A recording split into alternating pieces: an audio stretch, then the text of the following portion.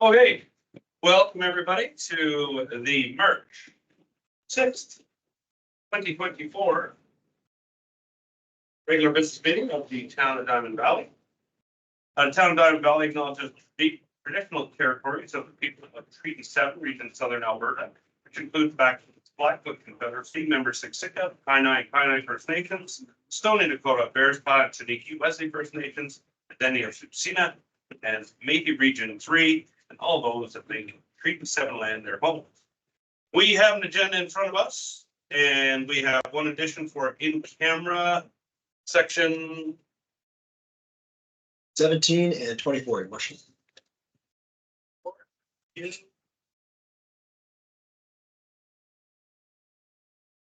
That's going to be at the end of the regular session of council, so call it 12:02. Yeah. All right. Excellent. Can I get an adoption of the agenda as amended, please? Let's see. Thank you, Deputy Mayor. Any comments? All in favor? That is carried. All opposed? Now you're good. All right. I'm good. I was just writing down what it was. All right. We're good. Okay.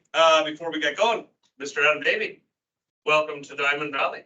Thank you, worship. Great to see you here, and I hope you had a very fun first week. So we'll see how you do tonight with us. Oh my gosh, you're in for a treat. Councillor Gordon is home away sick tonight, so we wish him all the best in healing, and we will get moving. 3.1, adoption of minutes. Sorry, 2.1, adoption of the rig. Oh, no, 3.1, adoption of minutes. Yeah. We're gonna have, Councillor Holiday's name is missing from the February 21st minutes. Yep. That should say February 21st. So can we have that amended, please? Yeah. And I'll give you the motion to amend. Okay. And just that grammatical right there, it says March 6th, but it's February 21st. Okay. Okay. As amended. Any other comments? All in favor? That's carried. Thank you. Question period. Question period is a 15-minute section of time during the council meeting, which we open to the public to ask questions of council for any genuine inquiry at all. You can ask a councillor, you can phone, you can email, you can call the town. Berna's always fielding questions. Have we received any questions in the last 2 weeks, Ms. Berna? We have received 2. All right. Mr. Davey, do you have those there to read out? Or would you like to hand them to me? I will read them as well. Doesn't matter.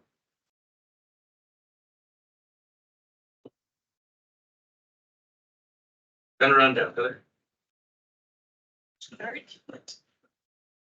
Who's gonna read them? Yeah, question. There we go. Mayor Crane, I'm not sure that is a question either. Mayor Crane, if I could. Yes. I'm sorry, I've forgotten your name. The gentleman with the question is in the back relating to that letter. Okay. Would you like to read your question? That's a letter from. Yeah.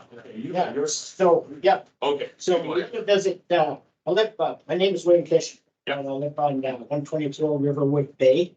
We had a very pleasant visit from Mylon today, informing us that we couldn't pile snow on the street.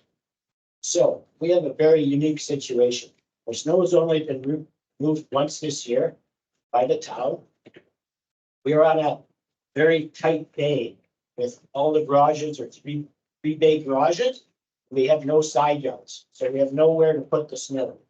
So as good neighbors, we've been blowing it to the center of the bay, so delivery vehicles and everybody can get around.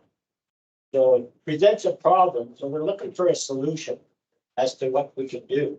Maybe more snow removal, whatever, but basically I'll show you some pictures of the side yards and than the snow, so. I'll be the first one to say, I hate people who shovel into the road, but I love it when they say we pile it so that things can move. We go down, lower it into the middle. And I love to see that when people do that. So, I think we can find a solution here with, Public Works to maybe monitor that and go in and clean that up a little more effectively, when it gets a buildup, right? Yeah, okay. Yeah, so why don't we, well. We have Matt set here. Yeah. Police were posted on the roadway of Riverwood. So here's the response from our town. The town of Diamond Valley has recently received complaints concerning the piling of snow onto the road of Riverwood Bay. Diamond Valley Community Peace Officer visited the area several weeks ago, held discussions with neighbors, advising them of such actions and contravention of property bylaw. On March 6th, Diamond Valley Rescue received and attended the affected area, observed snow pile on the roadway, could impede response to structure time. Yeah, makes sense. Yeah, for sure. We'll get a solution on this. Go ahead, Brent. Yeah, I live across the street from you guys in the other cul-de-sac and I deal with the same problem. So, a couple of years ago, we had a big snow dump and someone with a John Deere did the exact same thing, but he made it like 4 feet high and it was impossible for anyone to get in and out. Was there any suggestions other than putting it on the adjacent properties? Like, could you just push it to the end of the driveway so that was there anything proposed other than? Well, it's kind of a tight bay, so then the garbage trucks and everybody have a really tough time getting in there. Okay, The garbage trucks, when they pick up, they have to do 2 or 3 different maneuvers to Yeah. get everybody's pass. same as us. It's really tight bay.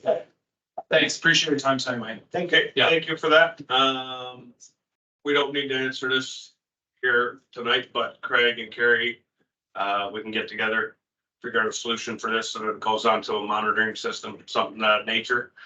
This is one of the problems with cul-de-sacs, right, that we always have.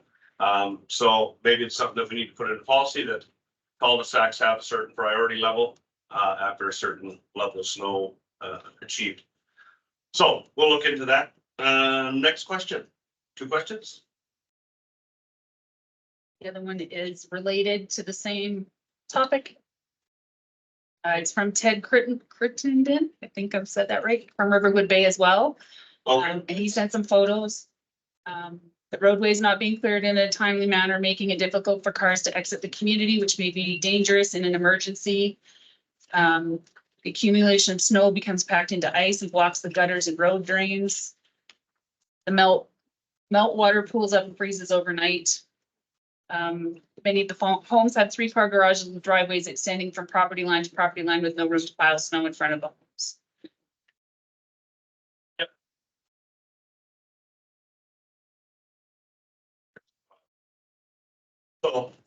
So, simple one, if residents are good enough to pilot, then we should be good enough to take away. That's how I look at it. But we will let administration, come up with some plans and, we'll implement those. Any comments from council? We can look at the map to figure out number. There you go. All right. Moving on. No further questions? Submitted? All right. Statutory hearings, 5.1 bylaw 2024-43. Thank you, Wayne, for bringing that in. Addition to District R1N and redesignation of parcel 2 R1N. So I have this lovely script for public hearings. I will read it out, and it may seem droll, but it is how the MGA has us operate. So here we go. Opening hearing. I hereby declare the public hearing for bylaw 2024-43 textual land use bylaw amendment open at 6:40 p.m. March 6th, 2024. This public hearing is held pursuant to section 216.4 of the Municipal Government Act to hear representations from the public on proposed bylaw 2024-43. I'm Mary Barry Crane and I'm the chairperson for today's hearing.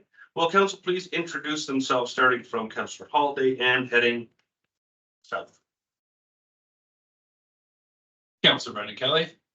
Councillor Crowe. Councillor Hazel Martin. Councillor And will administration continue straight on down the line? CEO Adam Davy. Legislative Services Manager Verna Staples. Planning and Development Manager Carrie Florizone. Planning and Development Officer Denise Stewart. Operations Manager Frank Meek. Deputy Fire Chief Dave Meekle. Peace Officer Matt Hogan. Services and Recreation Manager, Winnie Football. Thank you very much. All discussions by council members, administration, and speakers shall be directed through me as the presiding officer. During the public hearing, we ask that you respect the views of everyone here and allow each person their time to speak without interruption. Each person wishing to speak will be given up to 5 minutes to make a presentation to council. I ask that you indicate if you are speaking on your own behalf, on behalf of another person, or group of persons, or an organization. When you are finished speaking, please remain at the front, as council may wish to ask you questions. This hearing will be carried out in an orderly fashion in accordance with normal parliamentary procedures. Mr. Davy, can you please confirm whether the public hearing has been advertised and notice given in accordance with the requirements of the Municipal Government Act, please? That is correct, your worship. Thank you. Staffing report, Ms. Florizone, Ms. Stewart, can you please sit front and center here and you can provide your report? Any amendments to it, i.e. what we already posted? All right, Denise, the floor is yours. You can hit a little microphone there for us, perfect. So today, presentation for second and potentially third reading is Land Use Bylaw Amendment 2024-43. It is redesignation.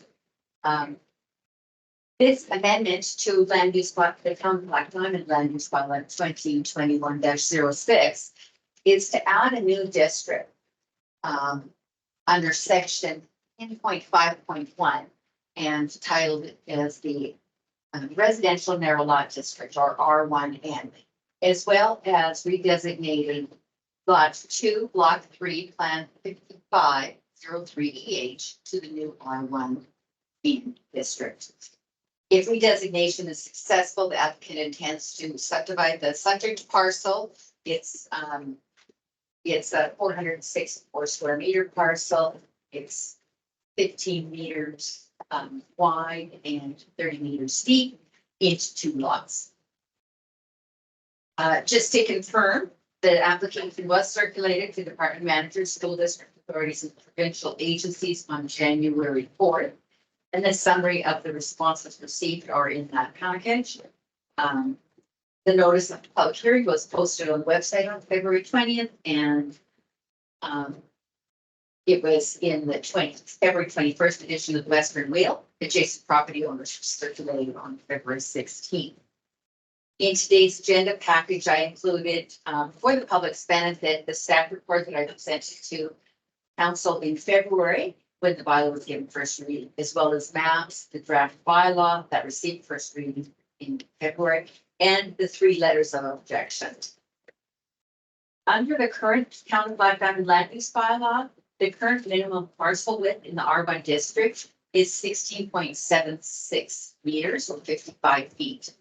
While in the R1C district, it's 15 meters wide, which is approximately 49 feet in width.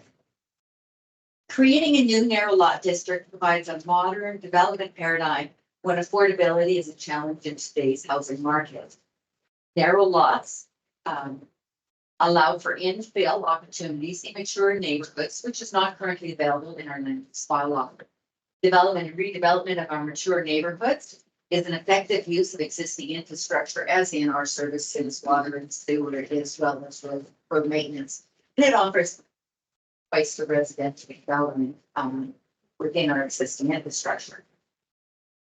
Provides housing choices, smaller lots, and smaller or more modest homes as additional housing options in today's market. It increases housing choices at a decreased cost, of course, lower square footage. Higher density housing is already located 100 or 90 and 100 meters to the north, where we have 2nd Street, where we have 4 fourplex units.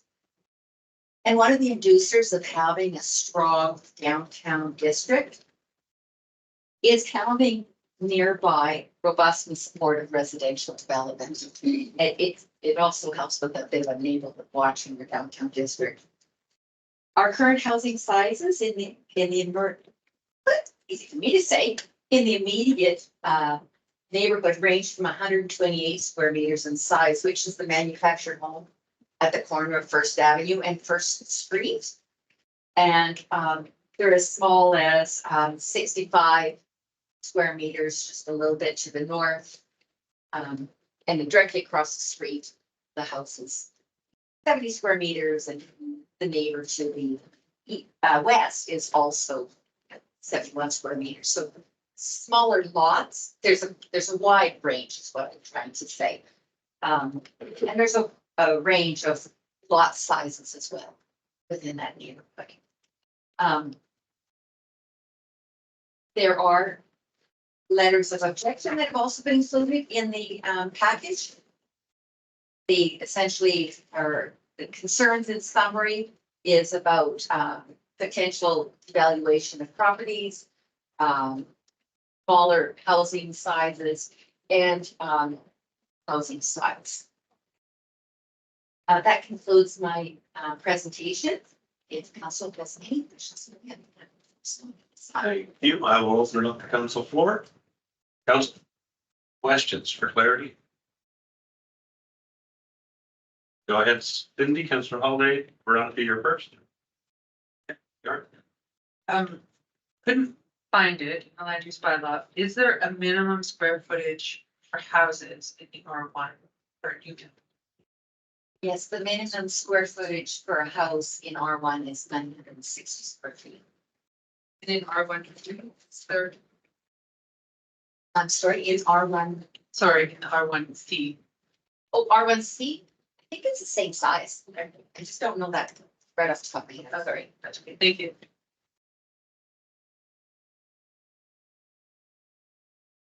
Councilor Holiday? Yeah, just reading some of the letters, I think there's still confusion on the whole, like mobile home versus RTM versus manufactured. Can you just, and then also if you could explain the, like the width and like dimensions, you know, it's not 960 square feet. How is it actually built on a lot? You know that. To the mayor. So following your inquiries, last council meeting that I attended, I did consult with Park Enterprises, and I included a little bit of an explanation in the staff report. So I asked them, what is the difference between a manufactured home, a modular home, a mobile, or a ready-to-move home? And my response that I got is there's two types of structures under the National Building Code and the Alberta Building Code. So under the National Building Code, those four housing types, the mobile homes, the manufactured homes, the RTMs, and the modular homes, they're all considered manufactured housing. So they all have certified Canadian standard of construction. Only stick builds are built under the building code, the Alberta Building. The foundations, when any of those first four manufactured houses come into a community, only their footings or the foundations or screw piles require an Alberta Building Code inspection. The inspections of those manufactured homes or factory constructed homes, as it's called under the National Building Code, have a different inspection review, which is really on a random. They'll go to the factory and do random inspections. They're not on scheduled inspection. And that is basically the only difference is in that. In manufacturing. From a building code perspective, from a safety perspective. So oh, you did at the dimensions. Sitting on. Okay, they're gonna look like the fridges. Is that how? so, should this application, so should this bylaw be given third and final reading. It will be allowing any of the manufactured housing or any of the housing styles that are identified in this bylaw. So the application that has been submitted with the redesignation shows a manufactured house. Yes, manufactured home. I think it's, well, let's see. They're proposing a 7.5, it's 7.5 proposal for the lot width, so it's 6, so 4.5 meter wide. Dwelling unit. And then They're 16 by 16. okay, so that's 960 square feet. Sorry, I'm trying to do the conversion. It doesn't work that much, but it's about 4.5. Yeah. They do need, but again, they could come back with another proposal. There's nothing in this that makes them to provide the housing that's. It's just a sense. Just a comment, I'm in construction, obviously, and I've worked on everything from stick builds to RTMs to Nelson Homes, even toward the ATCO plant that does the prefab stack 8-story high. And I've found that, just to put yourself at ease, if you had any building code inspection questions, I found that the RTMs and offsite builds were actually built to a higher standard because they had to be moved down the highway. So the framing was always impeccable. The strength was actually overbuilt. And in some cases, you could actually get a better house, in my opinion. So just a comment. Heather. Yeah, I think that we're kind of going beyond that, so there's no active development for what we're looking at now is if we want to do the new bylaw amendment. So, other than that, I don't really have any questions. I have lots of concerns, but I'll speak to that at the time of the reading of the bylaw. But I do have one question. Infill versus manufactured home, those are two different things in my mind. Like an infill home is something you'd see down in Kensington on those narrow lots in Calgary that they've redeveloped. To me, that's an infill home. They're 2 stories and they're giving up more affordable housing, but taller. That to me is what an infill home is. Manufactured home or that going onto a lot is not conducive to. It does provide diverse housing. I'm not disagreeing with that, and maybe more affordable housing, but I'm just not there yet with this one. I had Carrie's hand go up far before you. We're gonna have Carrie comment on that one. Of course, through the mayor to Councillor Thompson, infill housing in the planning perspective would be anything that utilizes current infrastructure and adds some gentle density to the district in a mature neighborhood.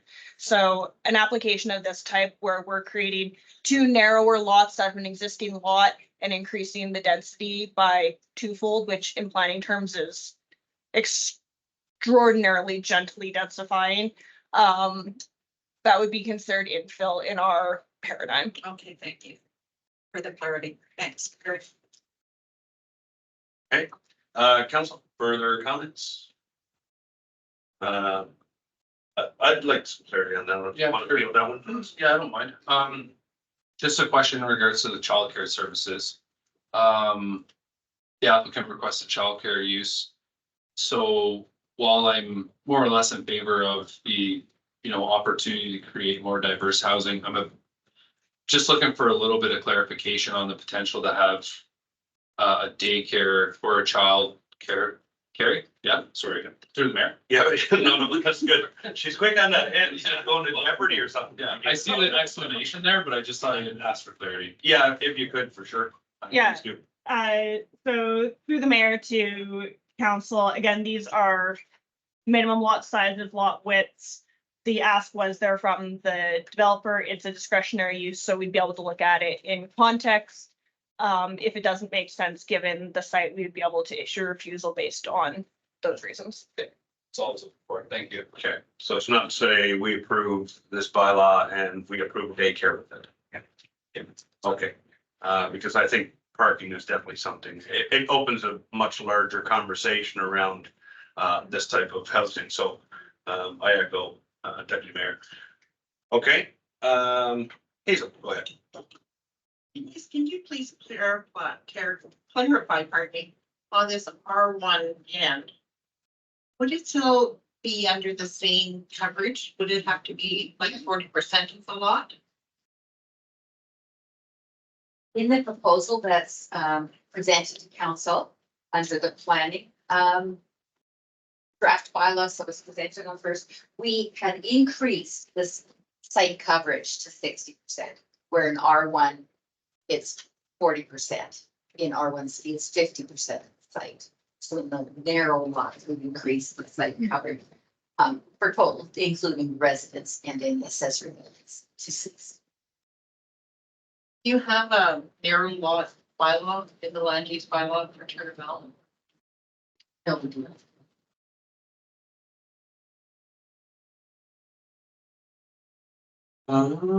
Heather, burning desire? You're good? Excellent.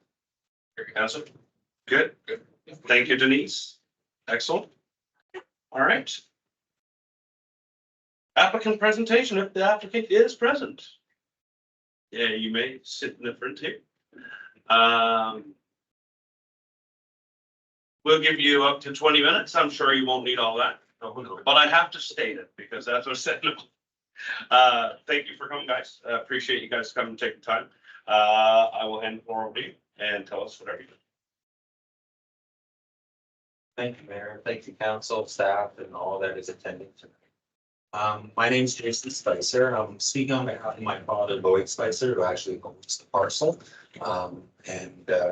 I have with me tonight Peter Sutherland, who can give a better explanation of the types of homes that we plan to hope to put onto this parcel. He's the manufacturer, he's my business partner on this venture. And so we'll leave that to a little bit later in our presentation. Then you can ask him any questions you have. So this particular piece of property has been vacant since the beginning of the town's inception, I'm sure. You probably all know it's behind the old Idaho Gas, the alleyway towards the Gospel Church. And this parcel has sat vacant for such long. Over the past few decades, or at least the last decade that I've been around, we've done many attempts to develop this piece of land.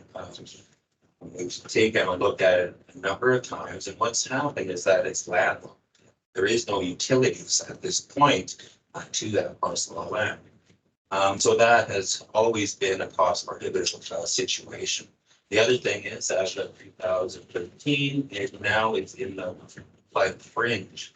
So to bring this piece of land up to a development level, we have to raise it roughly 3 feet, or as you've seen at Dairy Queen, we'd have to bring it up. Of course, that would be 3 feet on top of our neighbors there, and there would be quite a show. The other piece of information is that right now it's actually a commercial piece of property. So it's zoned commercial, and it's the only zoning on First Street in this nature. I think at the time that it was done back in the early 2000s, we were hoping Main Street would come over to that side, but as we're seeing, it's kind of going down Government, it's coming to the outskirts and now south of town. So what we think for this piece of land is residential is probably the right way, and that's why we're looking at it and proposing.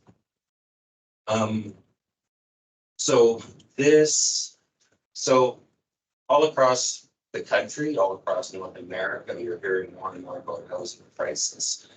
People can't afford houses, period, right? There is no starter homes in Black Diamond. I don't care what you say. Anyone that is making $20 to $30 an hour with 2 incomes, there isn't much to afford unless they're getting help from their family or other needs or really good money. what Peter and I are hoping to do is start the process where Black Diamond or Diamond Valley is setting themselves up for affordable housing for the future. What we offer at this point, we understand that this is a narrow piece of property, it's a small lot. And by splitting it in two, yes, it makes it smaller, but in our calculations, that's the only way that we can bring down housing prices to make it into that lower 300,000 mark or whatever it's appraised at, which will be considerably lower than what you can buy over the riverbank during into developments. I'm not sure if you noticed, but driving up Windsor tonight, I noticed what Windsor was, and it's a mixed community, right? We've got trailers, we've got duplexes, we've got homes on two lots, and it's quite diverse. And guess what? That's what makes a community. You need that type of diversity within a neighborhood to generate the people you want there, right?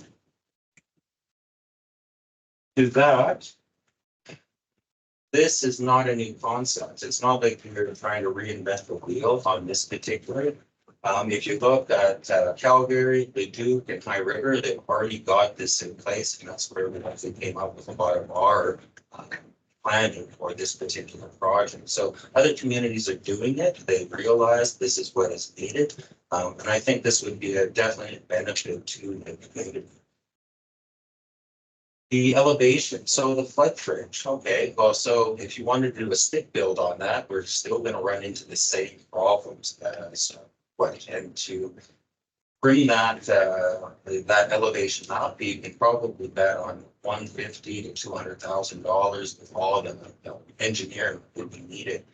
What Peter has brought to the table is putting two homes on there on base piles that completely put it into the zoning and brings it into some regulations for that condition, right?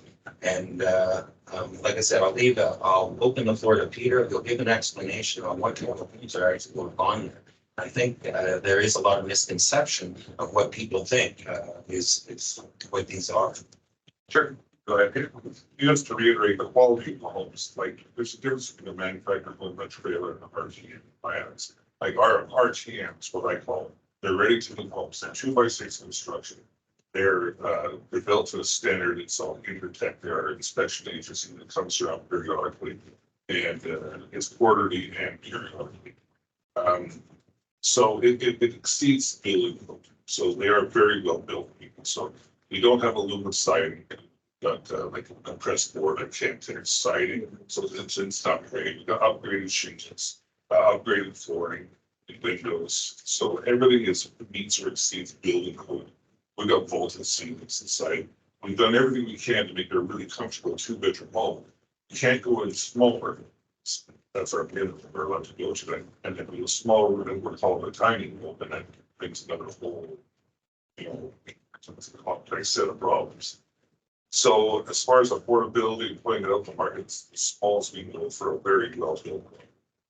So there is a difference in my eyes about the trailer. These are long and narrow. They could be, to look like a trailer. We're going to dress them up with decks and pergola out front so that they're really good looking units. Canflex is a fairly new company, and we've got a few various towns up north, and we're trying to make all our projects look good. So these examples. But these lots will have big yards, and everybody can afford big yard for their first house or their last house. Things which in your company. So that's all I have to say with the quality. Okay, any questions at this point, Council? Hazel? You didn't have to bring any pictures of what it would look like. I did not. I actually, I wasn't aware of this meeting until 1 hour. Oh dear. So I was caught a little bit off guard. So, Thanks for making the time. Heather? Good. Veronica? Canflex edition. I'll go down here. Go ahead. Deputy. Thank thanks for being here tonight, especially on short notice, Peter. Just wanted to comment on Jason's mention of the stick build. I mean, you do a stick build and then you put a basement suite perhaps in it. And you still have high cost. So I think that this offers residents and potential new residents here in the community something that's affordable. There's a lot of new builds that don't have much of a yard, whether it's a stick build or something that's brought in. And you know, I kind of wish to see a picture, but I've got a good sense of what you guys have envisioned, and I like the idea. I do. Okay, any further comments, questions for the presenters? Not? Thank you for coming. Thank you. Thank you. All right, excellent. All righty. Next, we have written submissions. Mr. Davy, has the town received any written submissions not included in the staff report? And if so, I would ask that they be read aloud and entered into the record. Ms. Brennan? Davy? There's none, your worship. None? All right, thank you. At this point in the hearing, I will call upon anyone wishing to speak on the proposed bylaw. Please note that each party wishing to speak will have one opportunity to do so. If you are speaking and if you have spoken and are all, you are speaking and have already provided a written submission, please summarize your concerns. Council members may ask you some questions, so if you are going to speak, sit up front here to state your name and address for the record, and you may speak. I know Miss Jackie Stickle. Jackie Stickle, I just don't know your address. 302 Center Avenue West. There you go, Jackie, the floor is yours. Okay. I'm not in objection to the R1 narrow lot. What I feel is that manufactured homes, AKA the old trailers, actually specifically belong in a manufactured home community. I am confused after listening to Peter because he is saying that he's building an RTM. He is not building a manufactured home. Is that, am I right in that? Absolutely, like my units are drywall inside of the. Yeah, okay. Okay, so, anyways, I feel the manufactured homes belong in the manufactured home community. I have no problems with RTMs. And, part of it is in our land use bylaw section 8.9, it addresses that at this point in time, the minimum home width is 25 feet and will be placed on a foundation. And along with several other guidelines.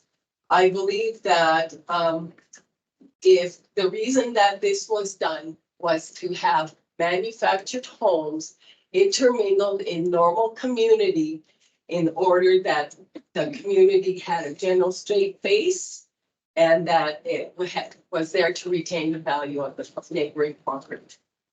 There is a difference between manufactured homes, RTMs, and home built on site or moved in a home. And the differences are financing, home warranties, building specs, and the ability to move a house.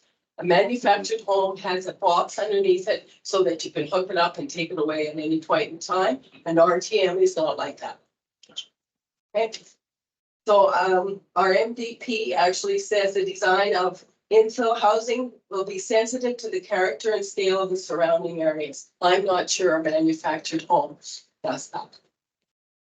So my ask is that when council reviews the proposed bylaw, that the manufactured homes should be removed from that as a discretionary use because I don't think they belong there. You want to put in an RTM? I have no problem with that. I also, the front yard setback is 3 meters on these narrow lot lines, whereas in R1 is 4.5 meters. So this house is going to stick out 5 feet further into the roadway than their neighbors. So are you interfering with the view of those people? I don't know. And I had a question, and it was, If the land use bylaw 2020-106 is amended by replacing section 8.9 from 8.2 meters to 5.1 meters, that's the width of the manufactured home.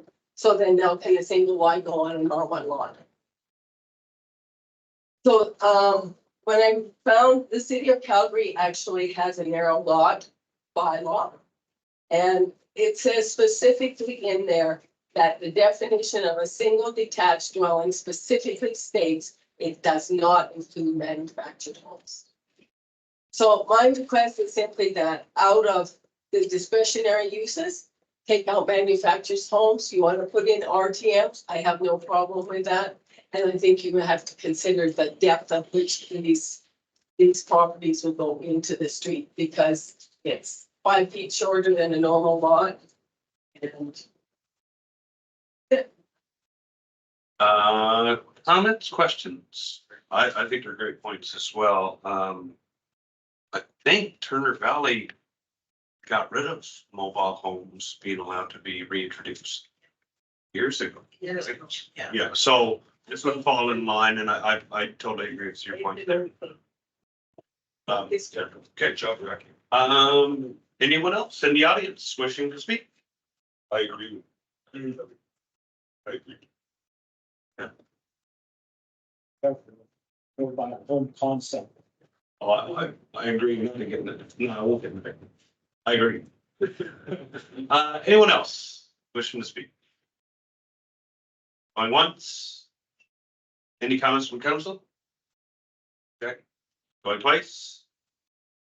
Sold. We will move on. Yep, says that.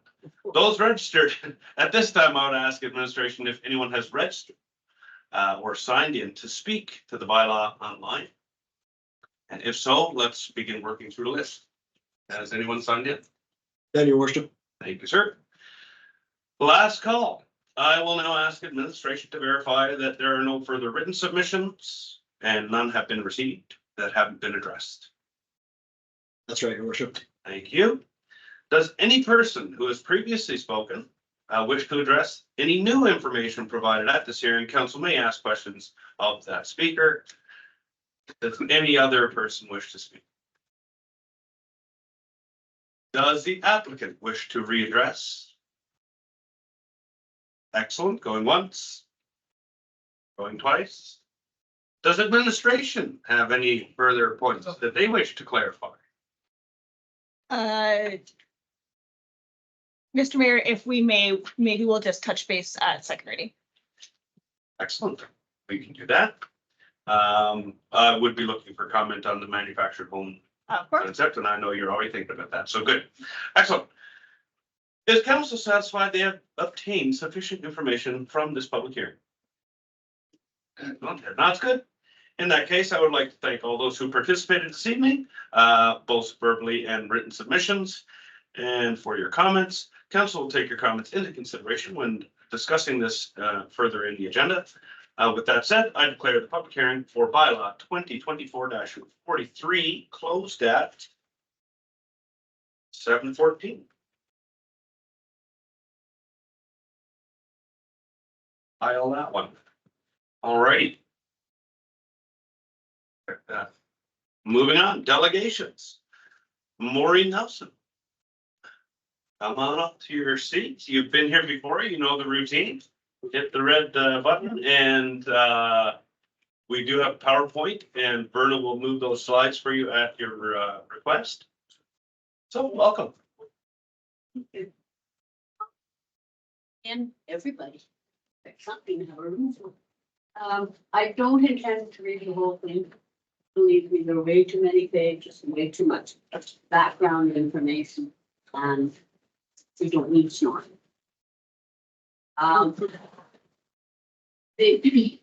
Just a little background, a little background before I start. For several years now, and some of you on council were here, and we had tried to divide our own property, my husband. This isn't that. It sort of comes from it and from other things that have happened since that time. And I believe very strongly fairness and equitable treatment. And my grandma had to on the floor to go forward. So basically, you've got the index, which is 2 pages, and I did that because there's so much background info I didn't want you digging on. The whole idea, it's our request, and Sue Williamson has helped me with a bunch of the research, which is wonderful. So if I say I mean we. Sounds Okay. Request for council to initiate a review and amendment of the Ocala Coupling Flats area redevelopment on bylaw 16-10. As residents and landowners, we ask the town initiate the process of review and amendments of bylaw 16-1060 through the research we have done so far on this bylaw and others. We suggest below some possible amendments for review and update. Outdated information and missing figures in the current bylaw need to be addressed. I was quite startled because I checked the old 2015, and that's how I found the 2 missing pages. During open house, as we are laypersons, please note that this is by no means an in-depth report. This is residents working on something that we believe is important. Town staff, engineers, professional input will be vital, and planning. They're wonderful. Did Coupling Flats ever have a separate previous very structured plan or development plan? I haven't been able to find any record of it.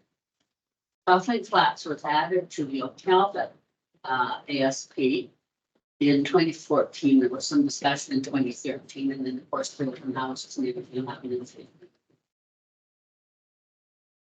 We believe all landowners must be given equal opportunity through bylaw amendments with interim options applying to all acreage landowners, developers, enabling those who might choose to subdivide into smaller residential lots. There are many barriers complicating potential residential growth. And I know this from talking to developers and realtors. It's too complicated and they go someplace. And I have heard many times previous CAOs, planning staff say, we need more developable land. Developers, bylaws and rules are confusing, occasionally seem conflicting, and they need to be clarified. I found a couple of cases there. Quite happy to work with planning or whoever takes this forward. Developers will not consider the land with too many roadblocks to process needs. The current bylaw in 60 makes dividing properties or any short-term development difficult, as landowners must individually apply for amendments. We believe this responsibility rests with council and administration as instructed by council. It shouldn't be up to every landowner to have to make an amendment to the bylaw and then you end up with an awful mess, even more of a mess. This bylaw was adopted on December 5th, 2016. It's beyond the 5 years suggested for C number 5, making it happen. Over the previous 7 years, a number of things have changed. We offer the information which follows in support of our request that council initiate a review. We have highlighted the words may and must in red, recognizing that the word may allows flexibility and other possible options that may be considered, often at council's discretion.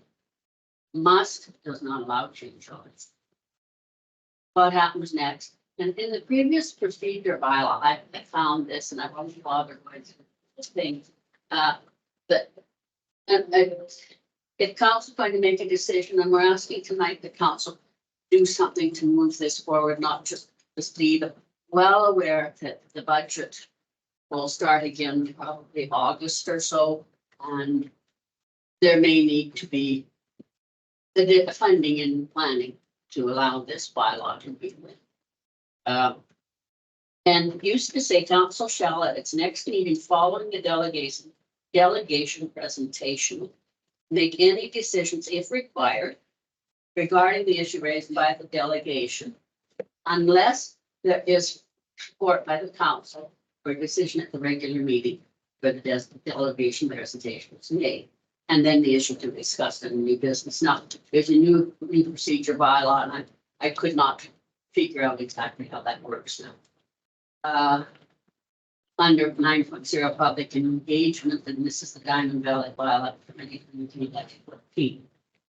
To regulate the proceedings and conduct of council and council committee meetings under 9.0 public engagement doesn't indicate clearly what next steps are going to take to respond to our presentation. So we ask that council ensure that we receive responses that are in the information attached. The questions are pretty direct and they've not received answers to all of them. I do know from tonight's agenda that planning is going to rescind the old 94692 bylaw, which has sat there since 2016. It should have been rescinded. I brought it up many times. Thank you, Terry. It's finally going to be done. So that this 161060 is the actual bylaw. So we ask the council to receive responses. We also ask that at this meeting, council responds with any follow-up actions or timeline. And we look forward to it. We can keep in touch with email, whatever is best. And we're quite willing to work with staff or whatever council would decide. So I'll leave the rest of it, all the questions. Okay, excellent. Council, questions for Marie? Heather, go ahead. No questions. At this point, thank you for bringing this to our attention, Marie. And it is the intent of this council to move forward with our new municipal development plan. And I'd suggest that through some of these processes, our land use plans are going to have to come together at some point, but we have to prioritize some of these things, especially now that we have a new CAO on, so we'll be working forward to that. But I know that the priority is the MDP and such. So yes, you're right. It all takes money. It all takes staff. Right now, it's going to be looked at down the road. I just don't know when this could fold in, when or where it should fold in that whole huge process that we've started down the road on. So I would look to through the mayor, through the CAO, and then over to Carrie. Where would this fall into that big process that we have to get moving on down the road, Carrie, with the MDP, land use bylaws and stuff? Where would we be looking at this type of thing? Yeah, through the mayor, Councillor Thompson. The Oculta Coupling Flats area redevelopment plan is 7 years and 3 months old. In the scheme of planning documents, it is a baby. So I did have a really good meeting actually with Ms. Nelson and Ms. Williamson and our DO, Judy McKenzie, to work through some of the questions and concerns. There would be nothing at this time stopping somebody from coming forward with an area structure plan amendment. It's $2,500 in the current fee schedule. Coupling Flats didn't have its own area structure plan before going into the area redevelopment plan with Oculta. But at this stage, the prioritization and where it would fall in the scheme of things, municipal development plan, then land use bylaw, and then if council deems fit, we can start looking at concurrently with land use bylaw or after, putting money aside to look at the multitude of, and really for a smaller town, we don't have a lot, but we do have a few area structure plans and area redevelopment plans that probably do need a looking at and a refresher just to make sure that our current situation is reflected in those plans. And they are meant to be long-term plans looking out 20, 30, 50 years. Yeah, there's no question. We've got a lot of work in front of us. So we are going to be funding the MVP this year. So that's going to start. And yeah, it's going to fall into that. So So I mean, absolutely fine. the bylaw as it sits is almost ludicrous. Out of the figures that are part of the bylaw, there are 17. It goes all the way to number 17, 1, 2, 3, 4, 5, 6, 7, 8, 9, 10. There's about a dozen of them that are incorrect or outdated or say things that aren't real. So if an amendment is not being done to the bylaw itself, who takes care of making sure that this bylaw is correct? It isn't a 300-page document. Yeah. Well, the fact that you've done this beautiful work only points out that this work needs to happen. So through Carrie and staff, this will be added to their work file. And if an application comes in, then we would have administration field that appropriately. So it goes back to the individual person has to bring an application for it. The town- That's this time, as we go forward with our MDP, this will fall into, as Carrie just suggested, the packing order of area structure plans and so on. And that would be when it comes in. If an application comes in prior, it would be addressed appropriately. There's a fee structure in place. We have a mechanism to deal with it. So, I'm aware of that. yeah, so that would be where it is right now. I'm simple. Cindy. Had a 7-year hate for this plan myself. The problem with the plan is not the plan. Yes, there's lots of little technicalities and things that are wrong and wording and all that. The problem is that you don't have full services. So it's hard to develop it into what the plan envisions. And unless the town is willing to put in services, individual landowners don't have deep pocketbooks to do it themselves. So it's just gonna say, you're not allowed to develop or subdivide because you can't do what the plan says, but you can't do what the plan says because the town won't pay services. So in effect, it's a stupid stalemate. That unfortunately, I don't know why or what the history was as to who introduced the idea of doing an ARP. It never should have been done. Money should have gone towards an MTP, updating that. And I'd like to talk about this more as strategic planning, but it's a stupid document. And it's unfortunately going to get kicked down the can because we have bigger priorities. But it is completely unfair to say you can't do anything with the land unless town services are there, and then the town says we're not going to give you services. That's wrong.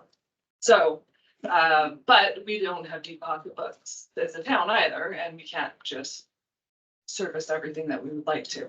It has to be done in priority, and we have a lot of development and things facing us right now that we're still trying to get our heads around. With information and being done. So I feel your pain. I think something needs to be done, but I don't know what that is. Yep. Thank you, Councilor Holiday. I agree with quite a bit of what you said there, but I won't get into other bylaws that have happened since the health development. I am referring right now to the off-site levy bylaw 22-1132.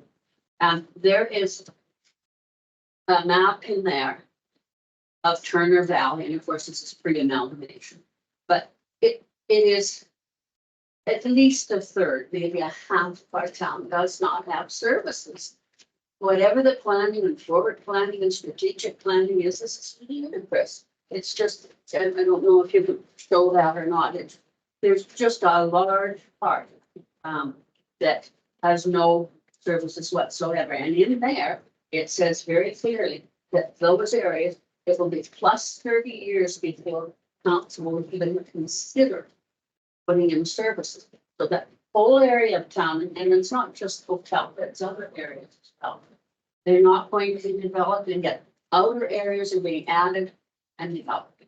And there are ways for builders, for developers to work with the town. There's the LIP program. There are ways to put in the services.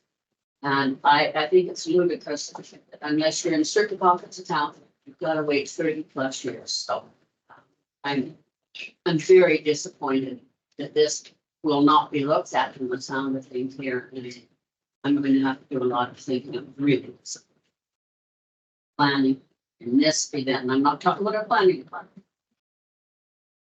But the town as a whole keep saying that we need more land, we need more places for people putting in homes and smaller homes and affordable homes and seniors housing. And yet, third of the town can't be developed for over 30 years, according to the offsite levy bylaw. I'm stunned. I think the differentiations there, and then I'll go to Heather, is that the town doesn't provide those services, developers drive that initiative. And that's where the money needs to happen and the outside levies collected. Well, So it's very important that that distinction between acreage owners who have, you know, a plethora of land and represent, you know, 20, 30 houses covering a large swath of land. That's not the investment that's going to drive that, right? It's got to be developer driven for high density and so on, just like the Calgary metropolitan plan that we adopted years ago. But I feel your pain too. I know exactly where you're coming from. Heather, what do you? Yeah, and I also agree with Cindy and feel your pain. Not physically like you do, but it's, you know, like when the area structure plans that are in place now, residents wanted the area structure plans, and that's why they're there years ago. Yeah. There's residents that asked for that moving forward. They asked for water and then somebody decided to do the ARP investments from the money. But in order to, my understanding was they did the ARP so that they could figure out how much it would cost to get water to those places and do an ARP so that everyone was included in, even in those undeveloped lands, as Maureen is speaking to, that's why the ARP was done. And at that time, I can remember them talking about just to get water down to Coupling Flats was an extraordinary amount of money. And so that's kind of the reason why it got put on hold. So there's all these different layers of stuff that has happened over the last course of the last 50 years with the Coupling Flats area and Ocalta areas, longer than that for that matter. So I totally understand your frustration. Well, but there's a lot to get done, and so we have to start somewhere, and it's just unfortunate that. Thank you, Councilor Thompson. They have water, but they. The bottom line is, in Bring us 2012-ish, I don't have it in front of me. The town of Turner Valley applied for and got a grant of $1,488,000, which was to put services into Calkins down below Ocalta and Ocalta. 2013, the flood happened. The DRP paid for the sewer, water lines, everything to be done down in Calkins. But no one to this day has been able to tell me what happened to that $1,488,000 grant. If it was received, it sure looked like it was. And there must be a grant report of some kind. If not, that money is sitting there, which at least a good portion of it would be for the Ocalta area, not Coupling, or yeah, but Ocalta. And yes, we have water on our land, and we're very close to it. I'm not worried about our land. I'm talking everybody down the road. People are going to be like us. We're going to have to leave. We just cannot afford to keep up a big property and not be able to divide and sell part of it, at least to be able to pay mortgage so we can stay in the town we love. But there are other people in the same position. There are neighbors who, when I was on planning commission, we had a neighbor come before planning. They wanted to subdivide, this is 15 years ago. And they were told that we had a list of about 21 things they had to do, including Willie's Road. And I know they still are interested in subdividing, and I know of others. But if this is the way it is, I will try. There's nothing further I can do. The same, thank you for hearing me. You bet.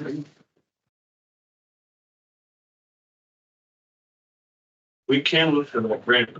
I recall, or I remember a conversation about paying for all of the hookups for Hawkins Woods.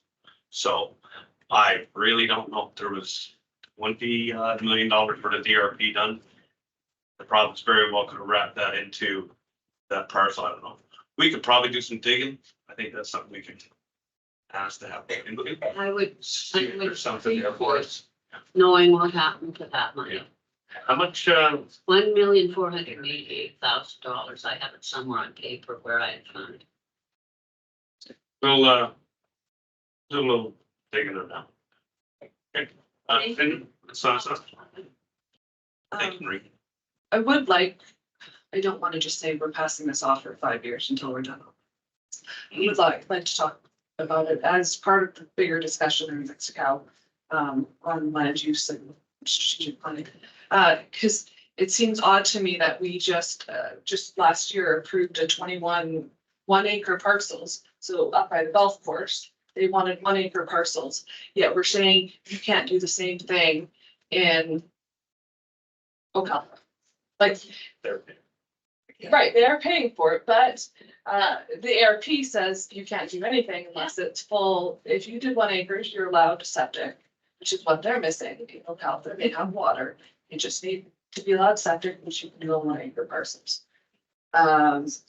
So why are we allowing it in one area and saying, no, you guys have to wait for 30 years until you can go into town density? But we're not requiring other people to be like small lot town density, the golf course. Like, it doesn't make sense. So I just want to say that. So I would just make a motion that we Committee of the whole, talk about this once more in committee.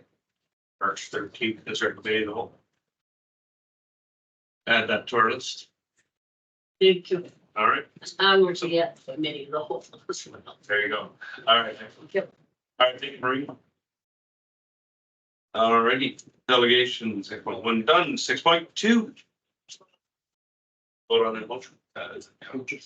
Yes, we'll take a motion from Cindy to add that to the account and throw in the inquisition of the 1.488 million as well.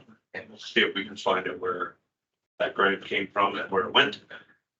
All in favor? Excellent, thank you. Bernie, you got the essence of that? Excellent, thank you. Okay, 6.2, urban systems. CRCD grant for flood mitigation study.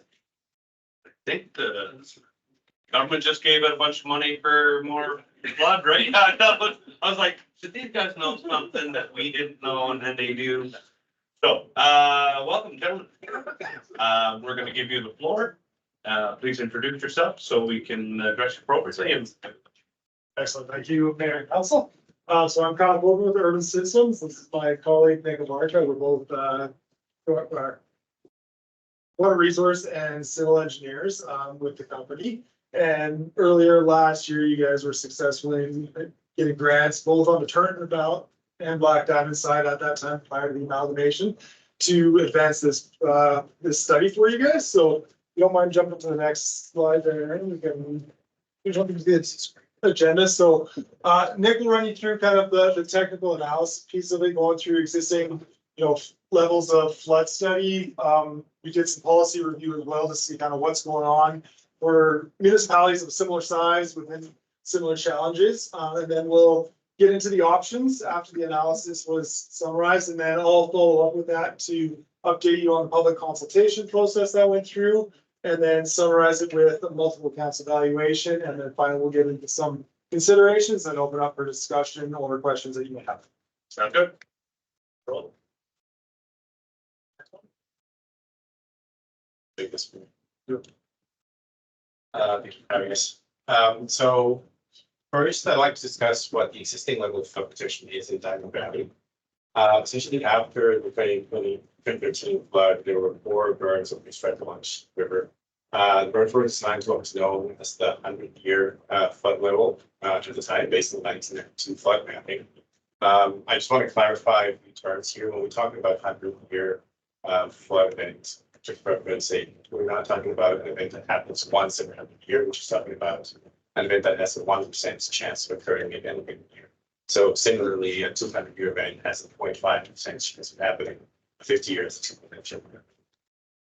So Alberta Environment is currently in the process of updating their flood studies to account for that 2013 flood. And the threat to team funds are very significant. It was close to what's known as a 100-year event at the time. So including that event in the analysis just for the pump everything else. So the updated mapping will show that 3 out of 4 berms that were constructed will be overtopped during the event. Next slide.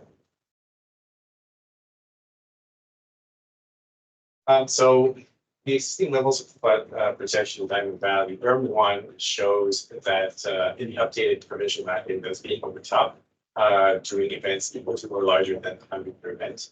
And that map, you can tell, I mean, it's a little hard to tell, but this area where berm 1 is completely underwater behind the berm. Berm 2, on the other hand, it was built to a 350-year level of flood protection according to the mapping that we provided about it's still in draft form. So you can see that in the mapping, the area behind the berm is shown in a slightly lighter shade of blue. That's what urban environment considers a flood protected area. So the way that the mapping works is that they will provide the extent of the floodplain based on no berms being there, but if there is a berm there that's not being topped, it's considered an area that's protected by the berm. Berms 3 and 4, which are in the town line, are being overtopped after a 15-year level flood protection. So those berms are really not providing any kind of level of service that's close to being what the provincial standard is. And you can tell that in the mapping, right? That up to a 50-year level flood mapping, the berms still provide protection, but the next one over to the 75-year, the berms are being overtopped. So the level of protection that those berms provide is somewhere in between those two.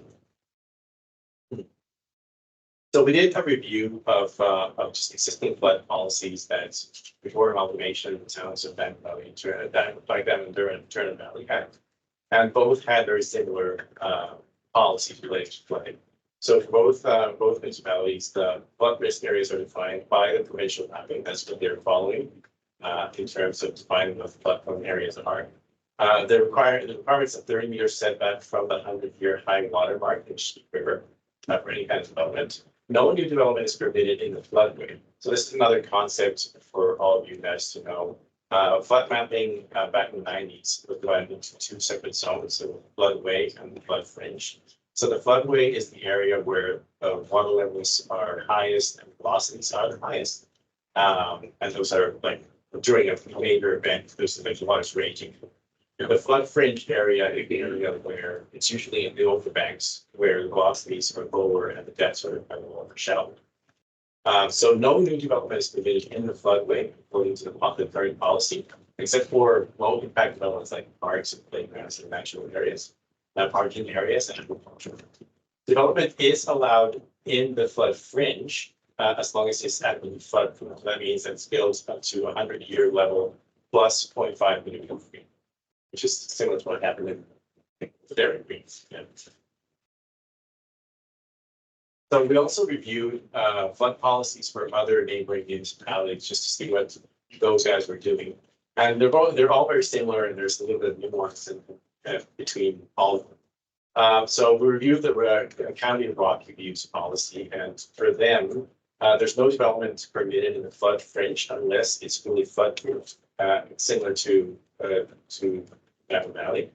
Flood construction levels correspond to the 100-year level plus 0.5 meters of freeboard, which is the same.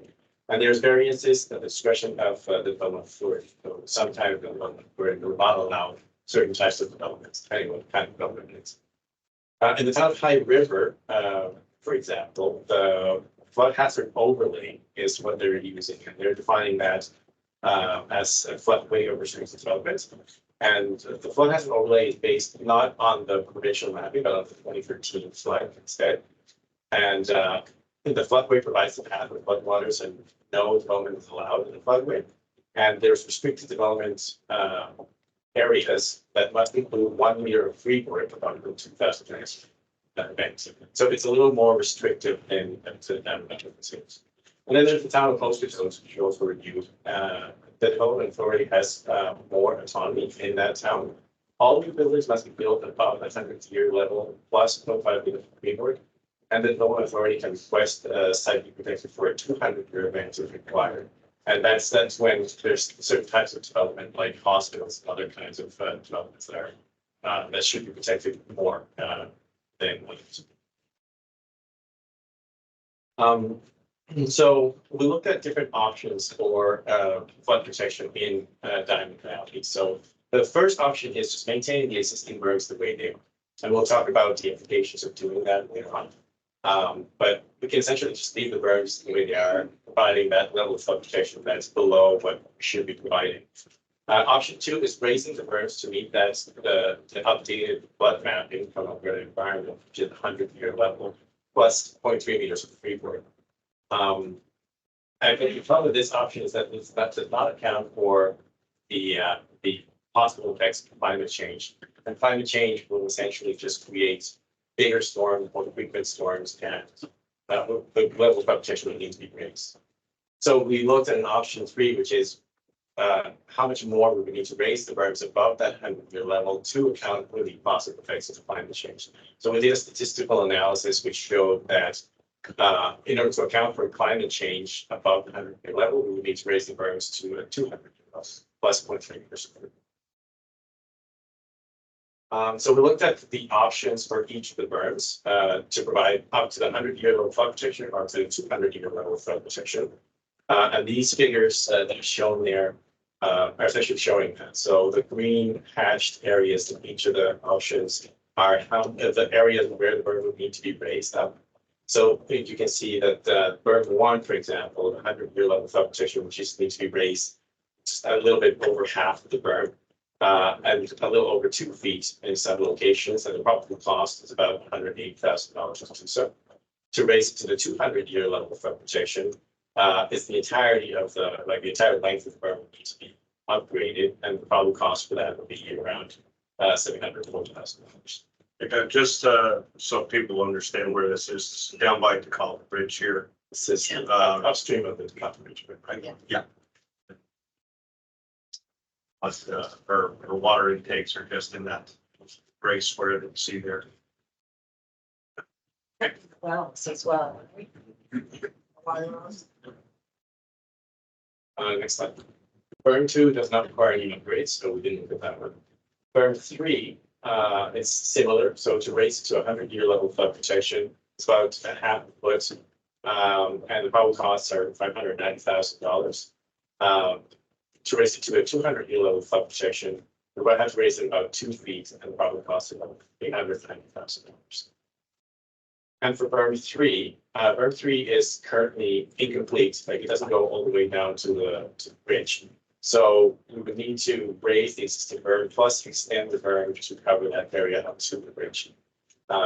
So those works, the probable cost for the 100-year level flood protection are $320,000. For the 200-year level, it is $900,000.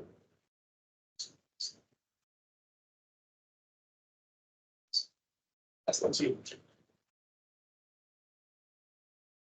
So for the public feedback portion, we looked at kind of 2 major kind of groups of population. So there's the general public as well as key stakeholders. So the key stakeholders that we looked at were really driven by the 2013 floods. There was the gas plant, which you saw the berm was protected, so we actually eliminated them as a key stakeholder. And then the Vales Greenhouse and Alliance because of the impacts to the 2013 floods. So the first step here was for the general feedback. We held an open house in the summer of last year.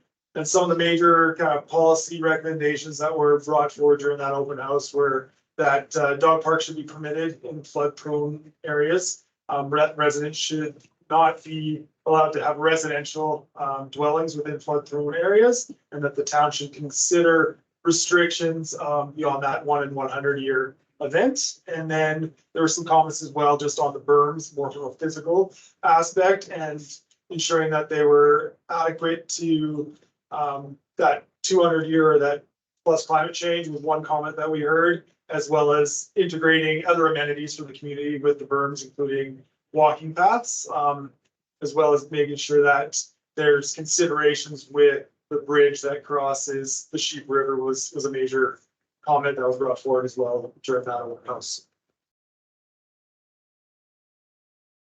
And jumping into the kind of targeted feedback with the Lions Club, very similar things. The Lions were quite in favor of option 3, raising that berm. Their major comment was, you know, if the province is now redefining that 100-year, when are they going to redefine it again? So their position is, well, if we're going to be impacted again, let's get impacted. Let's do it once. Let's do it right this time.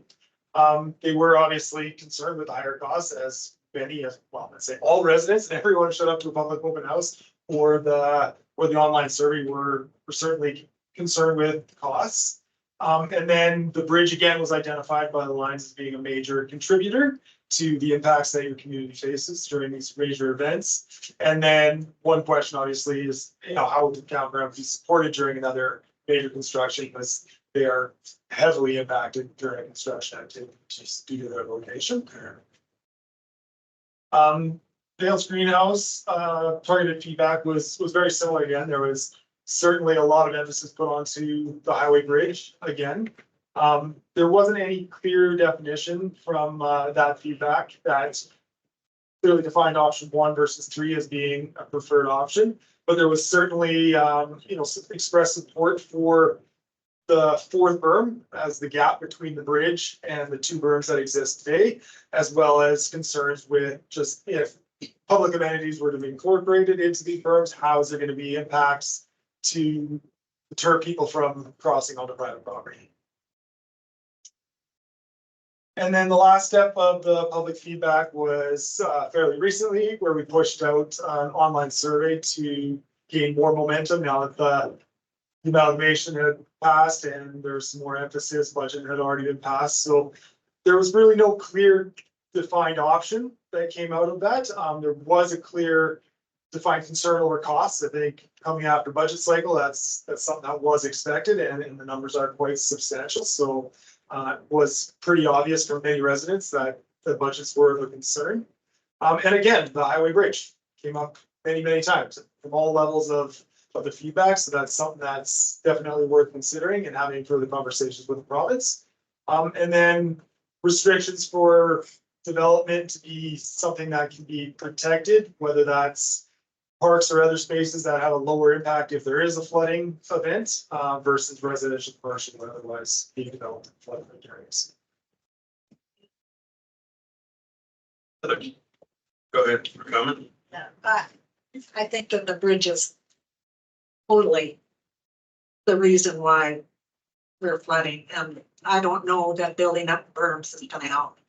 What I see happening now is we've got berms now. What I see happening now is that water's just gonna get pushed to the other side, to private property, and that bridge is gonna go out again. It wasn't that we lost the highway, we lost the highway, we didn't lose the bridge, because it was the highway that washed out. The bridge was fine, it was intact.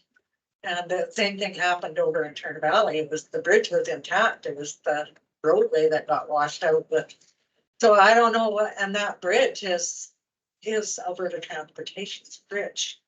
And we really fought with what we did get to get the money that we did get to get it fixed. So there was a lot of back and forth on that. So I really like, I'm not an engineer or anything, but I'll tell you what, that bridge is,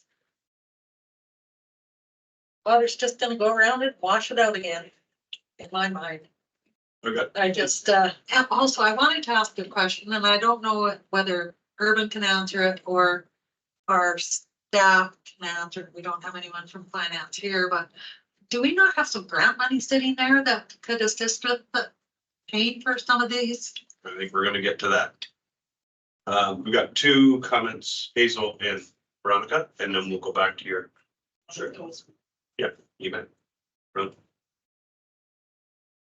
A question about the bridge. So this flood mapping came from the province, or this was done through urban systems? Flood mapping came from the province. We had analyzed it for the climate change. And was there anything, I know the bridge isn't our asset, so I would be, argue not to spend money on it, but was there any analysis done of how the bridge affects floodwaters? Yes, so the modeling, the hydraulic modeling that's done for the flood mapping includes the bridge structure in it. What it may not include is things like debris accumulation on bridge piers or bridge abutments. So it's not clear to us whether that those kinds of losses were included as part of the house, but the bridge is included. So any kind of raising of the water levels as a result of a constriction from the bridge is accounted. And would it be possible to model flood mapping based on debris accumulation? Yeah, that's not. But the province would need to. They're the owners. Someone would need to pay for the modeling. Is what I'm getting at. Yeah. We see every spring you go down and there's a bunch of logs already jammed up and they're not in flood. Okay, so go ahead. I just got a question on the DeKalb Bridge. Do you know whether that bridge might similarly contribute to the flooding on the berm 1 for the residents of Calkins? You never answered. From the opening span of that bridge? Yeah. That's a good question. Yeah, you know, what the province modeled is a free flowing through that span of the bridge, you know. On DeKalb? Yeah. So similar to the highway bridge, the DeKalb Bridge is also included as part of the market. It's calculated. Just no debris buildup or anything else that may cause further impacts to the communities downstream. Or upstream. Upstream to those residents. Yeah. That would be a different exercise, for sure. So do you feel that that bridge would be able to handle a flood? Because we did lose that one, or didn't they? We didn't lose the bridge. They're just fine. The road water. The road water. And I think that on the DeKalb side, I think that the berms, like we extended the berm with another grant money, DRP money, if I recall, to protect the residents down there. So originally it was protecting the wells, and then we extended it further south to give them some protection. But I mean, it hits that bridge and it's got to go from being this big down to this big. And the Celt is way better than the Diamond Bridge. It's a hypodermic needle. And what about? Let's let them finish the presentation and we'll get to the funding. Because that's their presentation. Clarify a little bit for your state. We don't have a good access to model and biocodes. So really can't answer the questions regarding to the floodplain mapping itself. All we did is use those maps that they provided to the analysts. Oh, that's fair. Thank you. Let's move on and then we'll get to monies. Yeah, so the last step we took after running through this off stream is what we call multiple pass evaluation. This is to ensure that we are not just looking at this only from the one bottom line of being a dollar value. So we looked at it from political aspects. Do you own the land? Are there going to be requirements or approvals required to move forward with any one of these options? Environmental impacts, what is the environmental impacts of post and pre-construction, as well as to the environmentally sensitive areas, obviously around riverways. The social impact, you know, how is this going to impact people from amenities, reduction of amenities or added amenities, as well as the physical and aesthetic differences that a berm may consider, you know, positive or negative, depending on points of view. The technical analysis, obviously, what needs to be done in order to operate, maintain, construct, and build. The legal side of things, you know, do you require land? Do you require legal agreements with private landowners or between multiple municipalities? And then finally, the economic portion of it, what is the cost for this in a capital perspective, as well as long-term operational and maintenance? So once we went through that analysis, for berm 1, option 1 was the clear winner. You know, it's the impacts of it are not nearly as substantial as in berm 3 and berm 4. So that one, the cost of option 2 and 3 actually outweighed in a negative fashion versus the do nothing option. Berm 3 and berm 4 both came forward as option 3 being the highest. Obviously, the biggest negative for those was the financial impact, which you saw quite heavily through the public consultation portion. And we can get into the financing. That was just, you know, potential opportunities for grant funding that was recently announced by the province. So that was the way the analysis was set up. we reviewed that with administration, and then we look back at the feedback we got from the public consultation to verify and ensure that those were accurate, and there was nothing else kind of jumping out substantially. And then finally, some considerations before we get into the next round of questions. So the provision, well, you can jump into this. Jumps into the mapping classification second.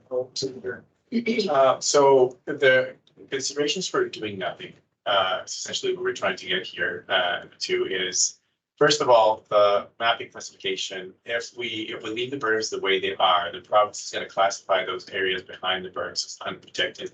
And that has substantial implications, including that the limited access to disaster financial assistance agreement funds. If the area is not considered protected, and the funding is only available for floods that exceed the 100-year event. So if the berms aren't raised to that level, then anything that overtops the berms is not going to be eligible for funding for disaster recovery funding.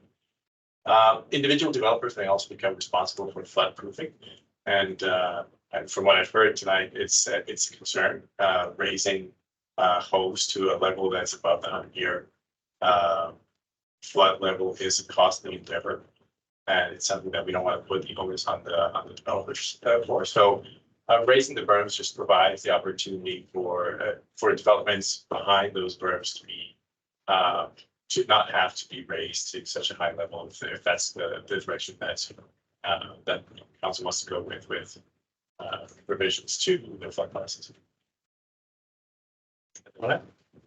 Yeah, I think the only other thing that, we've recently had conversations with, various clients is, the insurance around, areas that are, deemed not protected by the province, right?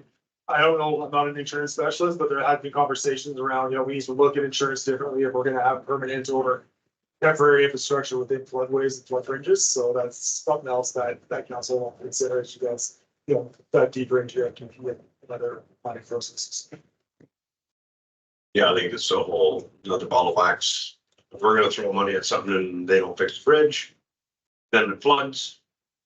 If we do anything, no, we just failed again. So it's, it has to be a partnership. Hazel, monies. We want to know about the monies. Hazel's very concerned about the monies. In our PRP, it says here that we have $2,582,735. I would have to pass it on to your administration or produce that information. No, so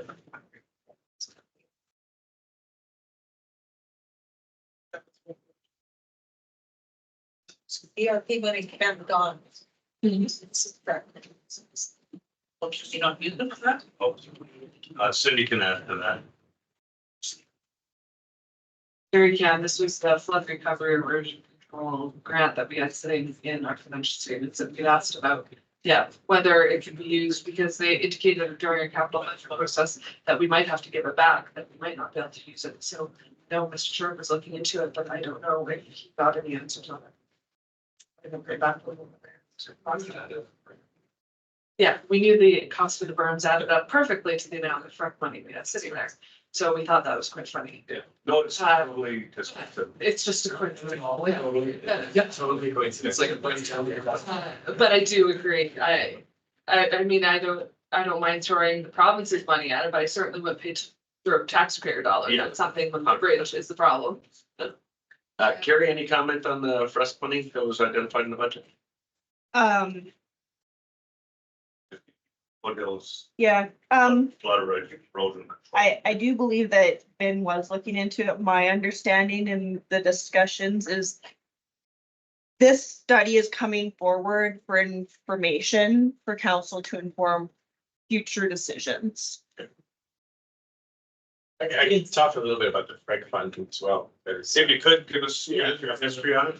Yeah, we have other projects that fall under the FREC funding, and the problem with FREC funding is that it's very site specific. So if the funding was obtained for a specific site, trying to use the leftover funding in a different site is very difficult. At the same time, Alberta Environment does not want that money back. They want the municipalities to spend it. So there is some leeway, but it's an uphill battle to fight for being able to use those funds in different settings. Doesn't make a Yeah, That's good news. we've had success. You know, it's our job to fight for money, right? Like, that's literally what we do. Yeah. So that's good news. But I think the province would love to see it as a great win for amalgamation, that we could use leftover Turner Valley money on the Black Diamond side, if someone could figure out the way. So, I think that there would be some political pressure could provide, but I think the bridge needs to be looked at. So I'd like, I doubt the province is gonna just willingly do a study on those bridges. It sounds like something we would have to push ourselves in order to get their attention to say, their bridge is a problem for us. I can't imagine them just willingly saying, hey, we're gonna come study this out of the goodness of our hearts. Especially if we don't go forward and do something and something happens and because that stinking bridge hasn't been dealt with. And, you know, we have to. We'll be responsible for 100% of the cost if we don't go ahead with doing something, but I'm not saying that we should shift the money we can use. Or correct can be used, but there on the other hand, where's the province's responsibility on this? They basically tell us we're gonna be 100% responsible, but it's your highway, it's your bridge. Calton is technically the valley's bridge. so we'll figure it out. Because Veronica has all the answers. Veronica. So that's where I was going, Brendan is too quiet. That's where I was going with my questions last round. Could we possibly get a quote on how much it would cost to model how the bridge behaves in various flood scenarios? Yeah, I think it's worth actually opening the conversation up with Alberta Environment because we have had like limited access to the model to provide like a summary like review of their approach because there were some issues with the results they were getting that weren't making a lot of sense. So we have had some back and forth with them, and I think it's worth just maybe asking the question how they've approached the issue of debris and whether or not it's something that they can model because from what I understand, they still haven't put out the mapping as official documents to the public. So they're still waiting for feedback from the municipalities, and this is something that can definitely just be brought up with them to see if they would be willing to obtain additional modeling exercises just to figure it out.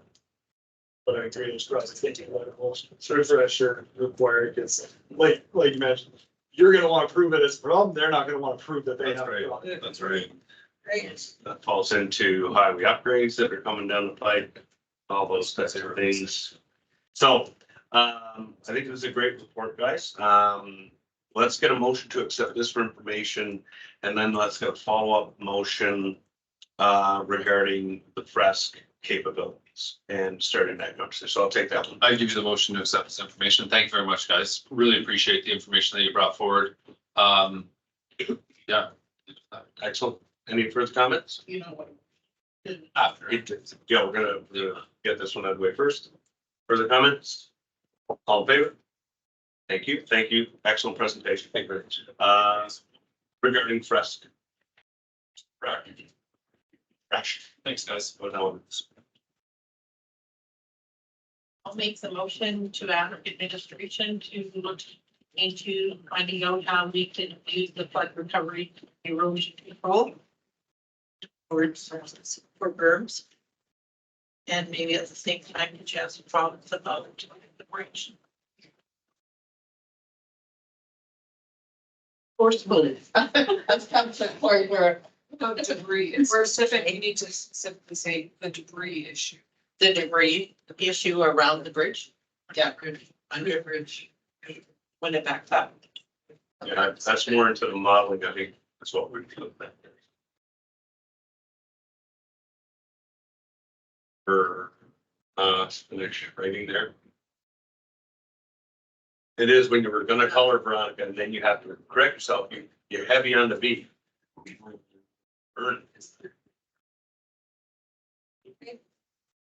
Okay, everyone clear on the motion? Yeah. Good, all in favor? Thank you, that is carried. Okay, that's the motions out from delegations. Bylaws policy, bylaw 2024-43, application to amend land use bylaw 2021-06. We just had a public open house on this one hearing. So I will take a motion and then I'll start the conversation. Deputy Mayor. The council give the planning draft copy bylaw 2024-43 second and third reading. Just, Oh, sorry, second reading. We'll give a second and third. Yeah. Just so one at a time. Sorry. Second reading. Good. Excellent. We have motion. Discussion. Winner was Veronica by sound. Veronica, you're first. Heather, you're next. But I have a question. The side of the land use bylaw keeps crashing. Try and download, crashes my iPad. I can't read it. So you're gonna get a lot of questions and I can figure it out by reading. So this is bugging me.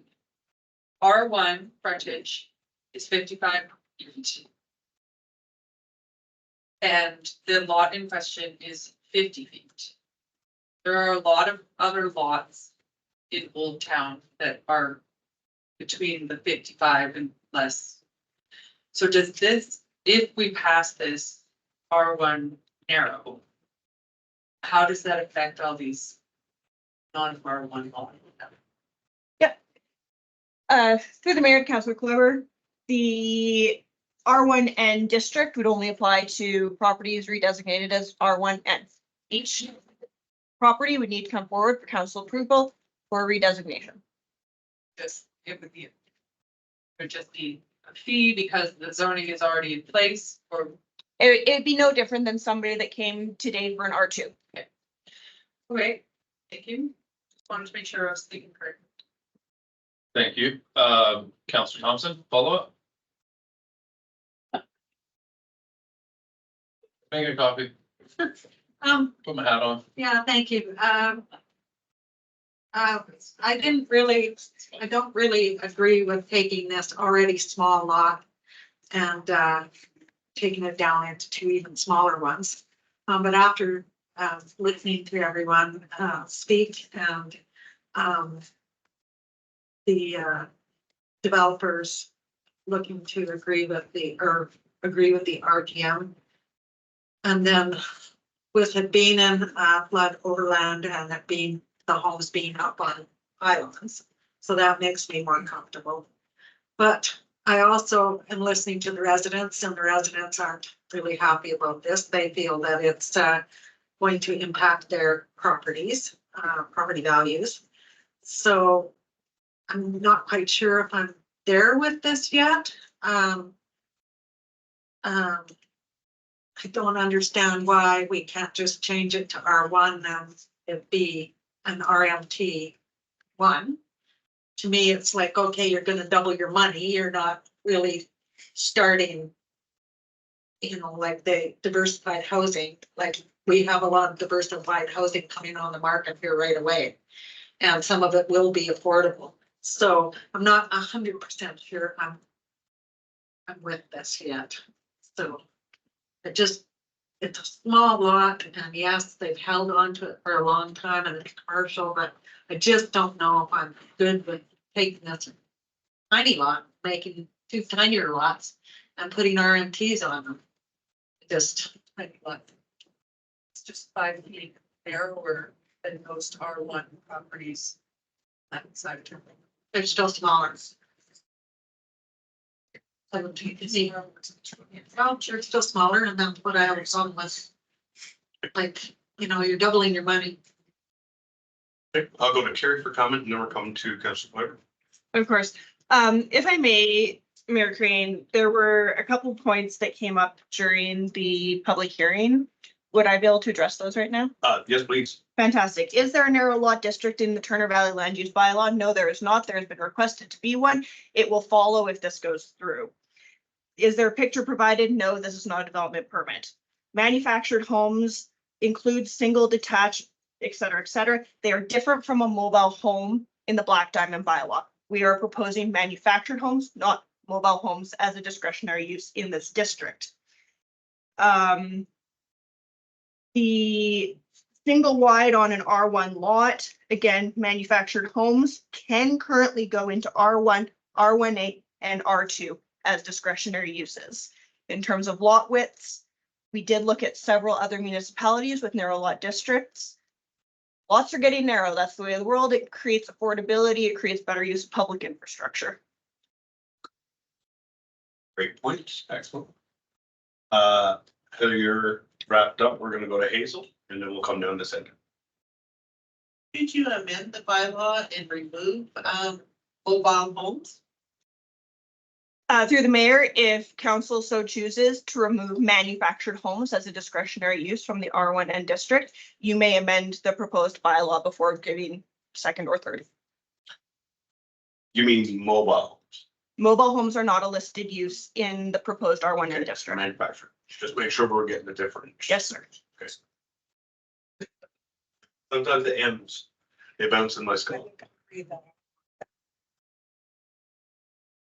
I can get behind that. Cindy? I am concerned about opening up a can of worms, as you say, if we allow this one, that someone's gonna request on the Turner Valley side, other people will request this.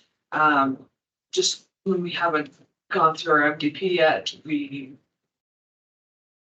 not looked at this holistically. This is just gonna be a piecemeal lots, and I don't know if that's totally fair to the neighbors, as we've heard. People aren't in favor of it. So that's where I sit. I mean, really, he could just stick one of these on this lot currently as is. It's just the fact that he wants to. That's really what we're debating here. The current zoning of the property is central business, so he could put a McDonald's there, but he cannot put a home. Yeah, it needs to go residential, but he could put it residential and put one of these on it fairly easily. It's just the fact of the matter is he wants to make it financially worthwhile. Yeah, and so to your comment about will this open it up? Yes, there has been a lot of desire from the development community to have smaller lot widths available for building and sale. In regards to the pricing piece, the accusation that it will lower property values is speculative. In every study I've ever seen in every municipality in my career, when something like this comes through, it increases property value in the area. I'm assuming, can I just follow up? I'm assuming it because it opens up the opportunity for everybody else to then divide their lot into two. Yes, ma'am. So that's why it goes up in value. Okay. Is this better in separate areas though? Like, so you would allow the whole street to be this way versus little, like, scattered throughout from a planning perspective? What's your opinion on this? Yeah, of course. From a planning perspective, I am actually really proud of the bylaw that we put forward. I think that it meets the town's needs and responds to the developer's ask in a very eloquent way.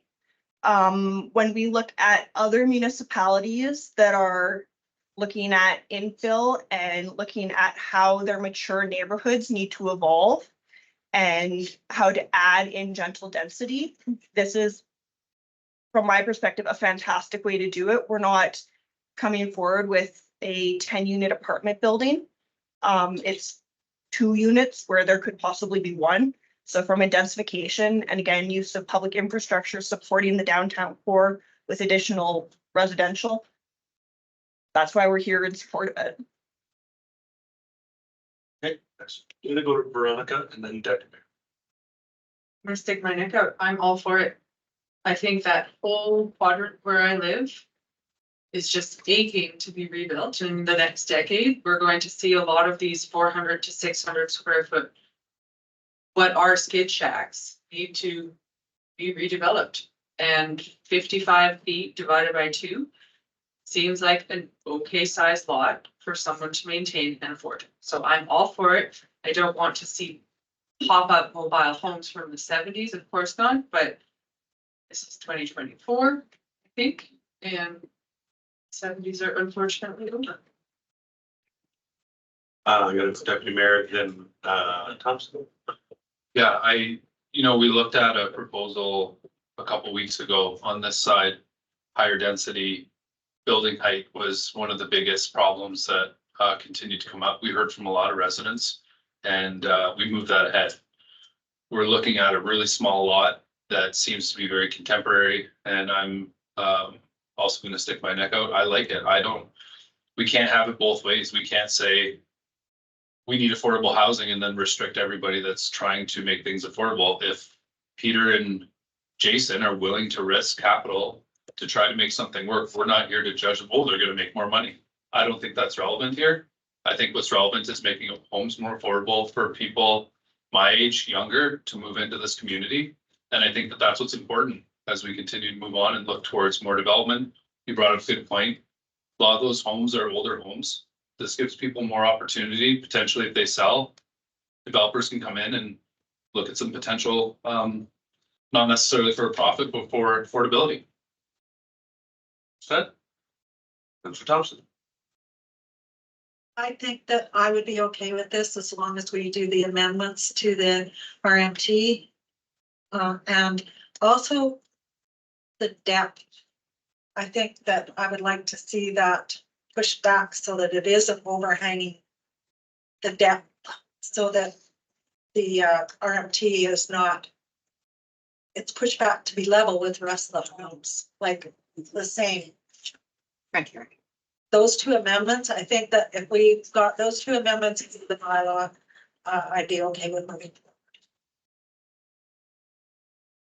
Okay. Yeah, so there could be an amendment to require a larger front yard setback. There could be amendment to say it must not be further than X% average front yard on the block. There could also be a recognition that we're going into record drought and lawns are just a big old water eater. And again, trying to come up with if somebody would rather have house on the property than lawn, where does that private property right fall versus, everybody's house being even on the block versus aesthetic variability and interest with differing depths. I'm gonna go to Cindy. I have a comment. What did you? What you did it again? Okay, she actually lit up. Go ahead, Ron. Feel very strongly about this, so this is my last comment. I also have a question. My neighbor has maybe 500 square feet house next to my duplex 2,500 square foot house, and his house looks ridiculous. It's tiny. It looks like a shed. So his plan is to live there for a bit, save some money, put in an RTM, and I really think the entire block could be leveled and treated this way. It would really upgrade my view and my property value. My question is, you say in the bylaw 60% of the area is allowed to be covered by a dwelling or accessory building. Is my math correct? 89 square feet or square meters, sorry, for the building. And the entire lot divided by 2, so 464 divided by 2 is 232, 89 into that is 38%. Is one of the concerns brought forward in the letters, or am I backwards? Will there be room for a garage per parcel? Through the mayor, through Councillor Kloiber, the intention of the district is to, again, allow the property owner to determine what the highest and best use and configuration of their site is. Under the way the district is currently written, the coverage of all accessory buildings plus the principal, including the deck, can cover up to 60% of the site. Right, so my math is not wrong. It's almost 40% with just the house. I've not done the calculations on the proposal in front of us because we don't even have a land use district in front of us that is approved. I just wanted to address that one comment I read about garages for building lots. There's also a requirement that the principal building has to be the dominant. You can't have a tiny house and then a massive shop. Of course, yeah, that's for the country. There. 38.4%. Site coverage right there. He's on it. I'll just, throw in my comment. I definitely could do the amendment on the. Not the front yard setback. What's the other one? The RTMs, having RTMs as the main staple. Like beings, exactly, no mobiles. So mobile homes are not a listed use, manufactured homes are a listed use. I'm looking up the definition Yeah, of I a know. manufactured home. It includes mobile homes. That's what it includes. So if you put manufactured homes, it becomes. Yeah. Right, so RTMs is what I'm interested in.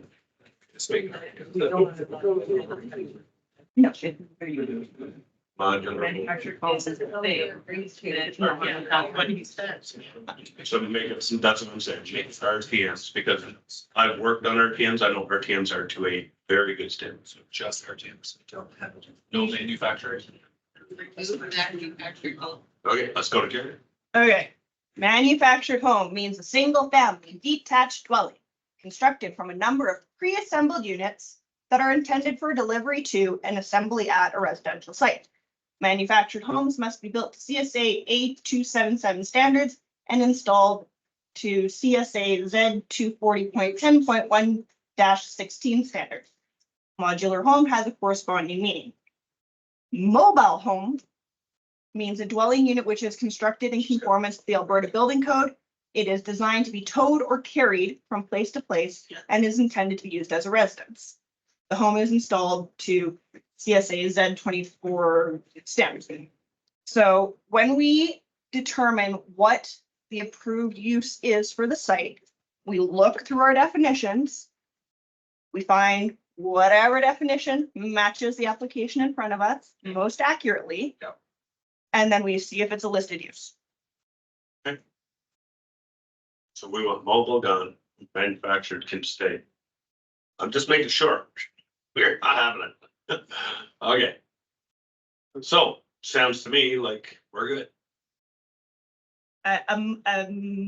What would considered in common vernacular to be a mobile home But is in the defined as definition, a mobile home, it's in the definition. which is not a manufactured home. That's right.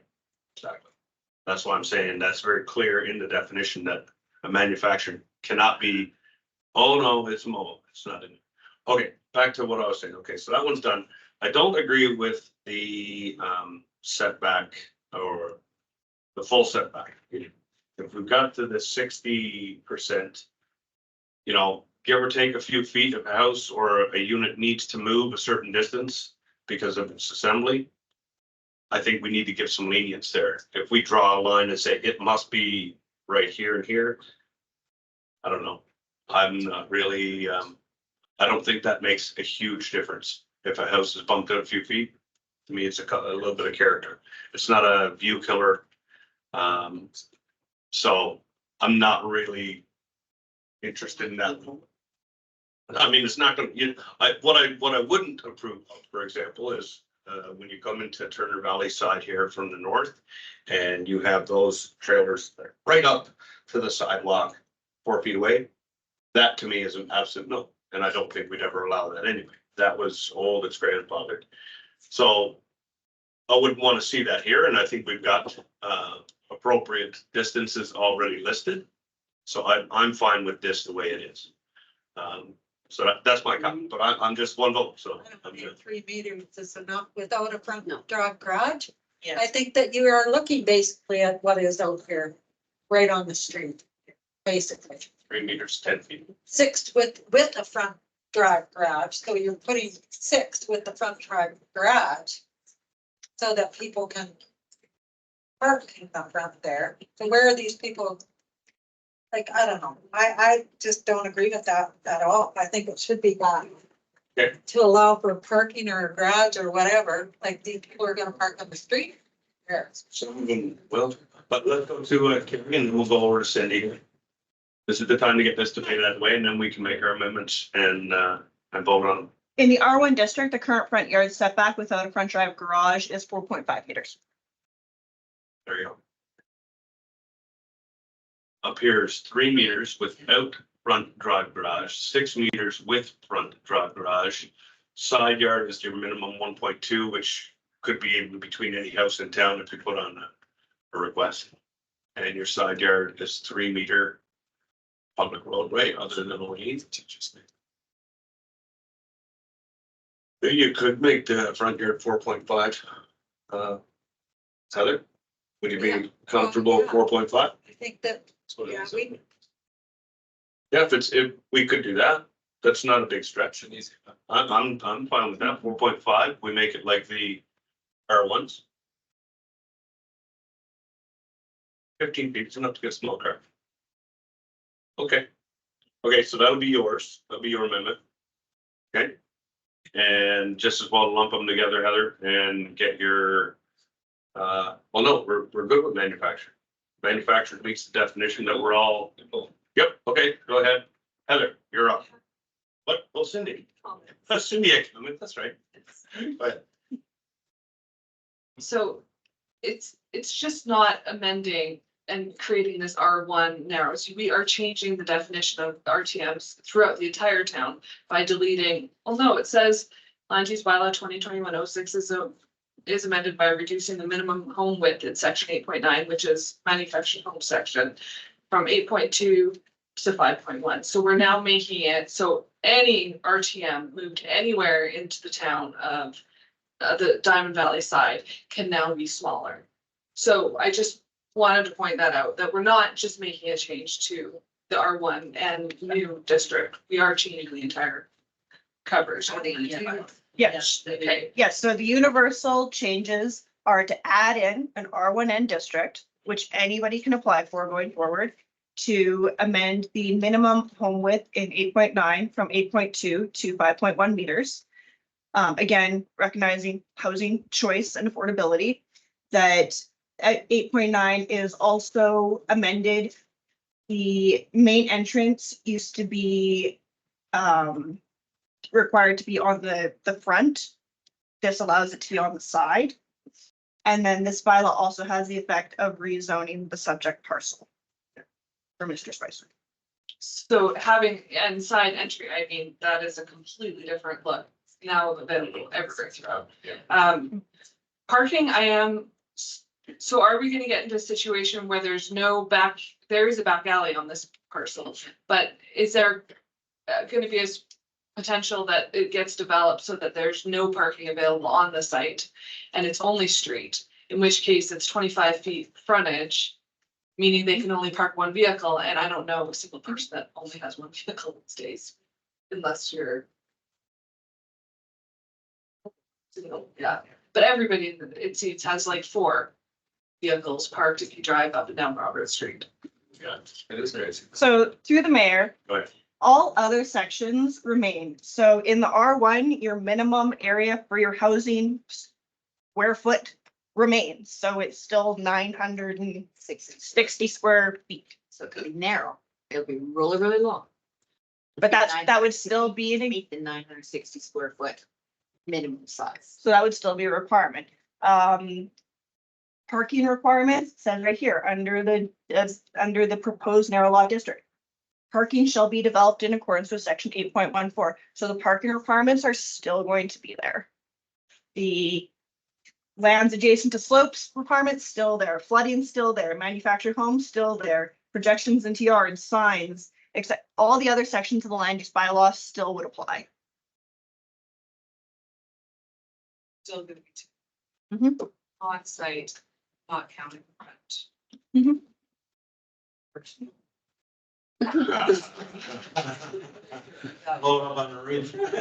I guess I get the whole housing, diverse housing, all that. But if you can imagine, this is now open, so your neighbor in Riverwood can now move off his house somewhere else and divide it into 2 and put 2 things. How are you feeling about that? Right? I would have liked this to, like I said, more holistically, to say, these are the sections of town we want this in, like an MDP, right? To say that, I don't think, obviously, finances rule and nobody's gonna take down their $600,000 house in Riverwood and do this, but I just want it thought about before you just pass it. Carrie. So through the mayor, the reason that we're coming forward with a new district rather than amending the R1 is recognizing that we don't want to affect 900 houses. We want to affect one property that you have control over the redesignation. And if somebody else feels compelled to come in, again, based on context or whatever, it's still within council's, well, within the requirements to come to council and get a redesignation if anybody else wanted to do an R1N. Just to, again, like if anybody wants to do an R2 or an R3, you have to say, yes, this makes sense in that location. We are going to redesignate it so that then you can go ahead with a type of development. I know you want to go. I trust me, I just don't know if I trust future councils. So that's why I'm taking this seriously. I'm happy to do second reading tonight, or just come back and think about it. I'm happy to do second tonight. Okay. I think this is a good discussion I think we've had here.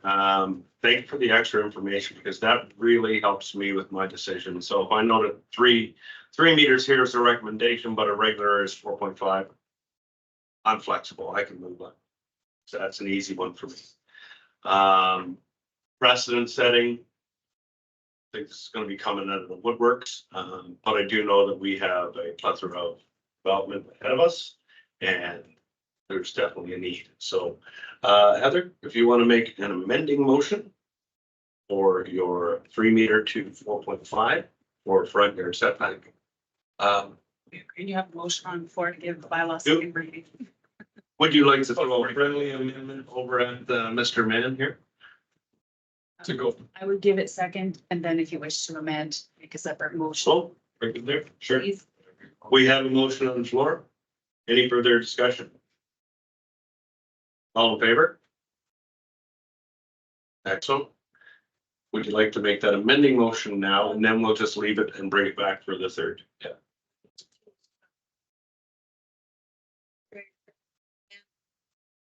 Bylaw. 2024 43. 43. 43. The front yard depth from 3 to 4.5. And that the bylaw be brought back to the next regular business meeting for third reading. Is there any more amendments? That was it. We clarified the one through definition. I'll go to Carrie. Through the mayor, is council looking for any additional information from administration at this time to make your decision?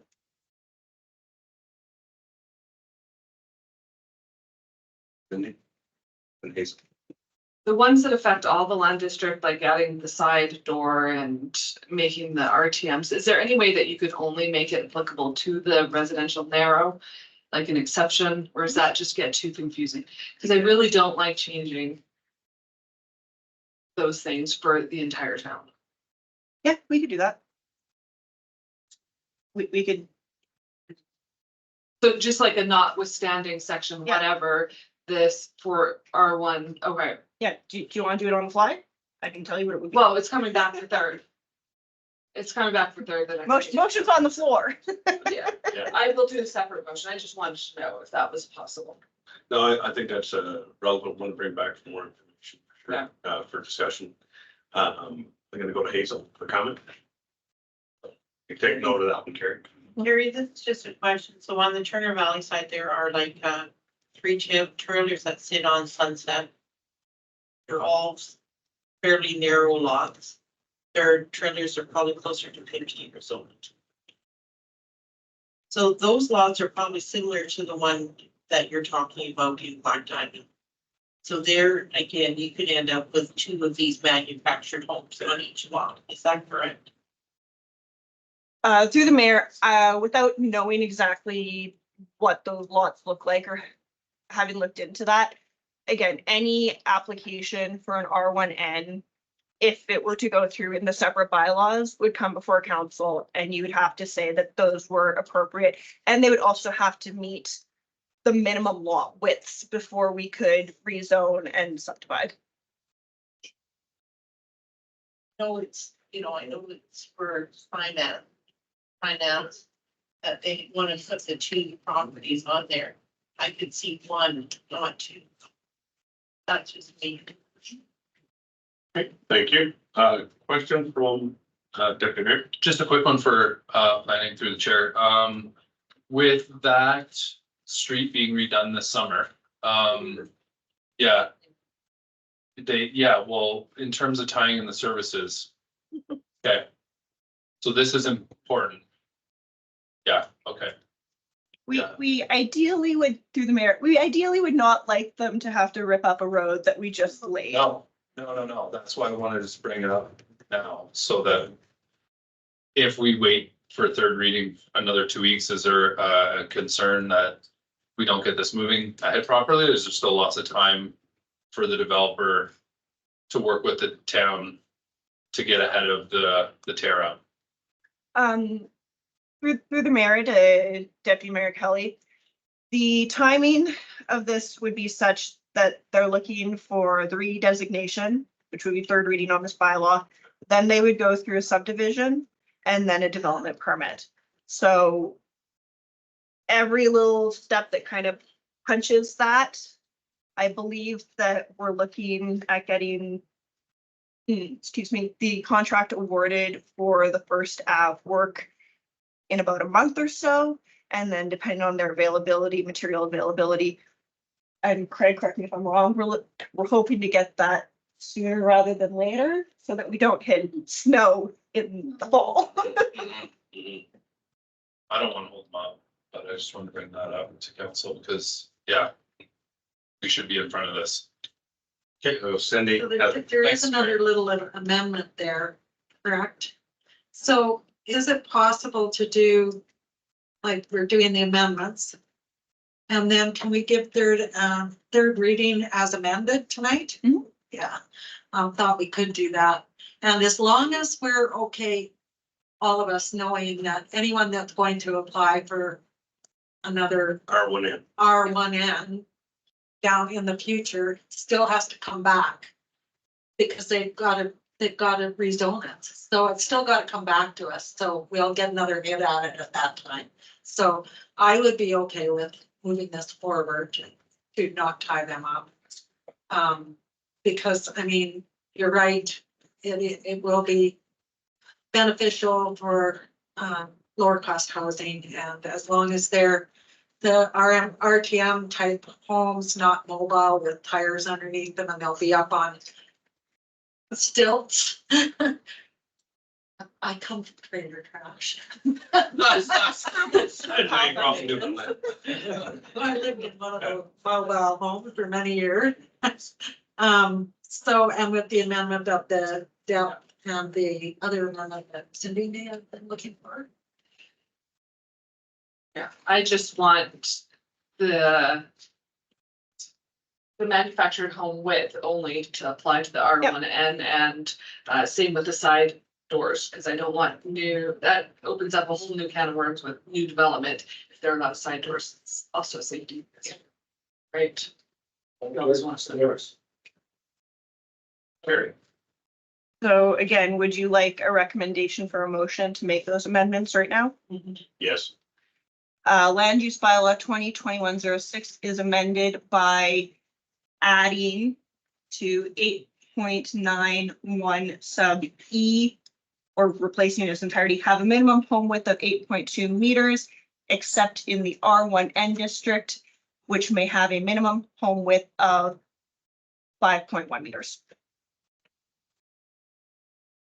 And then, okay, so I'm good with that. That Okay. amends that good. And then the side elevation is same thing. You would amend it at 8.9 for H. You would just say, except in the R1N district, which may have a main entrance located on the front or side elevation. Okay. Front or side, I don't think that. You could have a front or a side. In the narrow. perhaps or in the narrow, it's to have a side door. And a front doors. Or we could not allow that. You could amend it so you have to have a front door. That changes your layout. And I don't think that this is need to be wide. It would be shotguns. You're gonna need 2 doors, so. Well, so this meets that need, right? Okay, so just so I'm clear, we did your Yeah, 4.5. we didn't vote on it though, so. Your 4.5. Didn't you vote on it, 4.5? We did not. Okay, so this is additional. Everybody's okay with it. So we can lump all the amendments together. Put it all together, It could be a friendly amendment to Councillor Thompson's motion. just. Shouldn't there, Everybody's- filibuster. Okay, so we're good? Everybody's good? Yes. Let's read it back, all of it, in its entirety. Front and back. So including the depth. The motion would be, that council give third, or do it just the amendments, amend proposed bylaw 2024-43 to require a minimum front yard for the principal building on a laned site of 4.5 meters. To amend 8.91E to include wording excepting in the R1N district where the minimum home width is 5.1 meters.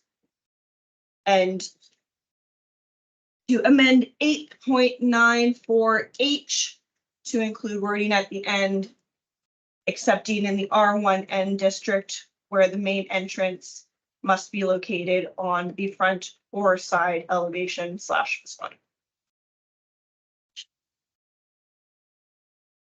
That meets our ask. Thank you.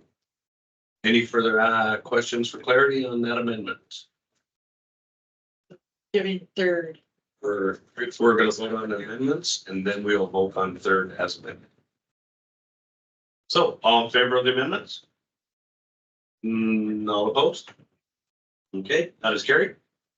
And third reading, I will give third reading of bylaw 2024-43 as amended this March 6, 2024. Just throw in some more numbers for you, Bernie. You don't need to add the date. I just thought it sounded good for you. I got you. Any further discussion? Excellent, great work, administration, all in favor?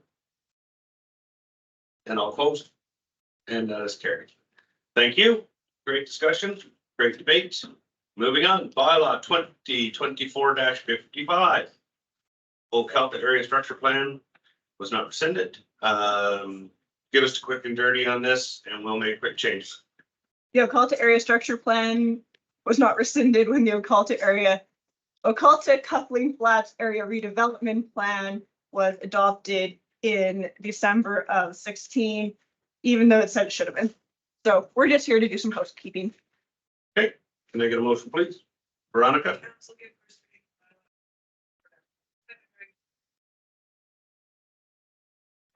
Set a public hearing for a later meeting.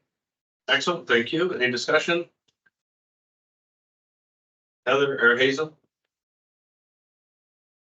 Can I ask for a motion that administration send out letters to the residents of Ocalta and counseling plans informing them of the upcoming public hearing? Yeah. Yeah, gotta vote on one first. Okay, any further comments? All in favor? That is carried. Now, Hazel, you can if you wish. However, this is a 2016 bylaw. It's already revamped. We're already operating under the new one.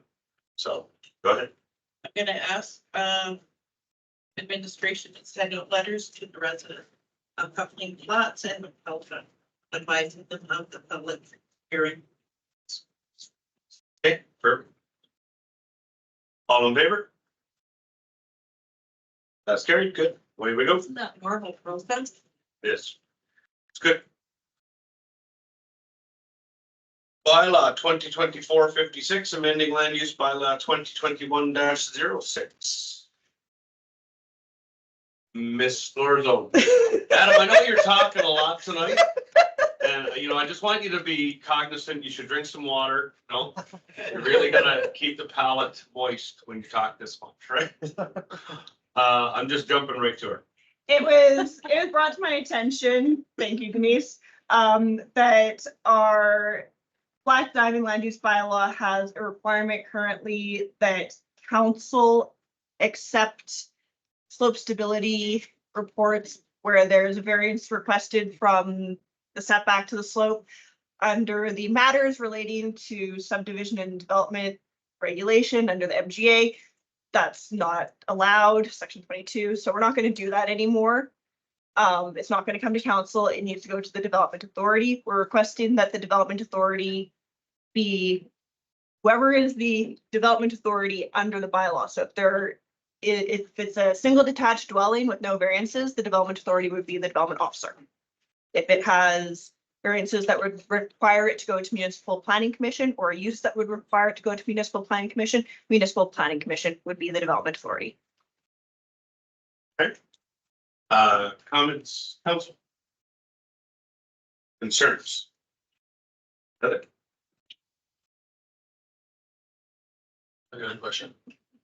Yeah, Yeah, oh, sure. Go ahead. I don't know if she brought it up. well, you stretching any legs, we do. Oh, fair. My new knee. The council give first reading of bylaw 2024-56. And. Yeah. And it's good. I'm assuming you lump all these things. That in one ad, or are we paying like? I gotta do the whole. Separate ads for everyone on. Okay, option one is given. Public hearing for a later date as per Councillor Holiday. Deputy Mayor, comments? My only question was just in regards to the ER and how environmental reserve, does this affect the environmental reserve at all when it comes to the slope? When we're talking about setbacks? No? No, so this is just, there's a requirement in our Black Diamond land use bylaw to have a setback from a slope exceeding 15%. Yes. With an engineer's stamped report that they're happy that a house can be a little bit closer than that setback. Okay. At this point, it has stated that we bring that to council for council to go, what did our engineer say? And we say, our engineer said yes, and you go, yes. So now we're just gonna take that off your plate, give it to administration. Perfect. Okay, awesome. Thank you. That's all I needed. Okay, makes sense. All in favor? That is carried. And you have public hearing later. So. Hey, let me just check some boxes here. That was done. Fire department, bylaw. Diamond Valley Fire Department, Mr. Davey, I'm gonna hand this one off to you. Yeah, thanks, your worship. Just want to publicly announce, congratulations to the fire chief, who is a brand new father. Indeed. As of this weekend, so that's why he's not here. Diamond Valley Fire Department bylaw, so it's the inaugural bylaw, so to adopt a fire department bylaw for the town of Diamond Valley. So this one is largely unchanged from the former Turner Valley bylaw with minor revisions and additions, and aligns, more importantly, rescinds the former town's bylaws, so a very good step forward here. Excellent, thank you. Denise, you're just heading around. Okay, excellent. Comments, Deputy Mayor. And then Heather. I'll give you a motion first. Deputy Mayor, Give a motion. go for it. The council give bylaw 2024-45, the fire department bylaw first reading. Excellent, thank you. Heather. I just have a question. For the fire department, regarding, when I looked at the penalties, there's no penalties in there for false alarms. Did we take that out, or because it's a pain in the butt? I don't remember what the old one said, and I wouldn't say we do a pile of false alarms in town. Okay. All right, I I don't was think just it's- wondering because I recall that the old bylaw, I believe there was penalty for. I know a lot of, you get. And there was a lot of discussion because sometimes like you get called out 3 times for a false alarm and penalizing people because their system's not working. And so I just was wondering if you recall why it's not there. And I honestly wasn't part of rewriting this. Yeah. Okay. But it's not a common thing that we go quickly around here, that, That's great. yeah. That's probably why it's not there. All right, excellent. Thank you for pointing that out, however. Hazel, go ahead. I'm gonna. All in favor? Yes, sir. All right, I'll give council, bylaw 2024-45 second reading. All in favor? I had my hand up. You're gonna give it a chance to hear. Go ahead.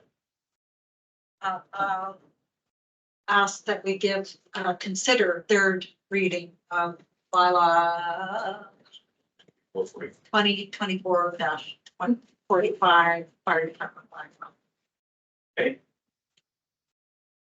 And all in favor? Good, that's unanimous as required. And Veronica. Third and final. Oh, me, oh, yeah, that, Excellent. Councillor Coiber gives us third reading for bylaw 2024-45, third and final reading. All in favor? I was gonna ask if there was discussion, but Hazel gave me the stink eye and that was that. Good job, Hazel. Way to get him moving. You waved a finger at me like, you just called the vote, she said. Next one. Okay, here we go. Bylaw 2024-53, operational line of credit borrowing bylaw. Heather, go ahead. I'll give you first reading. I'm just trying to get the right spot here. 7.5. 1 second. Yeah. Okay, here I am. Good. This is just for an extra mill. Just housekeeping, nothing crazy here, right? Adam's personal line of credit. All right. Welcome to the town. Yeah. Continuation, your worship. Yeah. All right. Sounds good. Just making sure nothing nefarious in there. All right, we have a motion on the floor. Any comments? All in favor? Councillor Martin gives us second reading. thank you. If bylaw 2024-53, second reading. Comments? None? All in favor? Good, yeah, go ahead. The council agreed to present bylaw 2024-53 for third reading at this meeting. Thank you. Any comments? Seeing none, all in favor?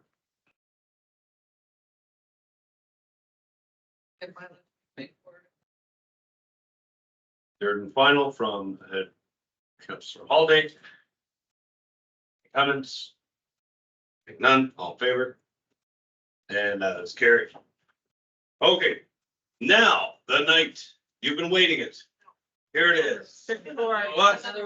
No, 7-6. Oh, there is. There is one. 7-6 credit card. Veronica's all over. Go. First, Credit card, borrowing bylaw. Any comments? Small increase. All in favor? All right. Brendan, The council give bylaw 2024-54 second reading. any comments? Credit card bylaw. All in favor? That's carried. I will give, council motion to present third and final, just to present bylaw 2024-54 for third at this meeting. All in favor?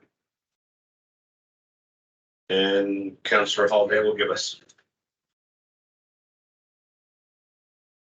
third and final. Any comments? All in favor? Mr. Meekel. You're here. Mayor Council. Good to see you. Thanks for coming out. And glad to hear everything's going smooth for you guys. Pretty exciting stuff. Yeah. Good, good, good. All right, so what do you want? You want some money? No, we want some money. Let's hear it. I don't know how many of you read this, but basically our SCBA compressor was elected. And it's broken and it's kind of the thing we need. We use it to fill up our SCBA bottles and treat the bottles on our back. Right now we have a loaner, luckily, but that's only gonna last so long. So we're asking for $31,032.20 plus taxes, which we get back anyway. To replace this. All right, I had Veronica then Heather been. Yeah, that's supposed to happen. So approve the capital budget request for $31,032.20 from MSI LGFS to replace the fire department scuba air compressor system because they can't function without it. What function? I know what you're gonna ask, I want to hear it. Go ahead. I thought that we had put reserve money away for like 4 or 5 years to pay for this. So there should be reserve money somewhere to Back, pay for this. back in 2019, this came to Turner Valley Council at the time. Me coming from the other side of the river, we believe they did get a new compressor, but it was traded for the one they got that no longer works. So I am not sure what happened with that. As it was past management of the fire departments that had done that. And that was Black Diamond at the time. So you think they're probably gonna was a piece of. Yeah. It wasn't. I can chime in a very little, good I can one. chime in a little bit here too. Okay. Good evening, everybody. I'm just walking out of the hospital here with the baby and figured I'd chime in here. So just quickly on the reserve question is just to make sure it's not being confused. It may be the reserve stuff you're thinking about is in relation to the bottles. We do have money that's regularly put in to replace the SCBA bottles on a regular basis as they do. It's usually a large capital cost of usually 160 to 200,000, every 10 years to replace. That did get actioned, I want to say a few years ago. Dave might have a better idea when those were bought. So there may be confusion as to that reserve money. But as Chief Miko said, this was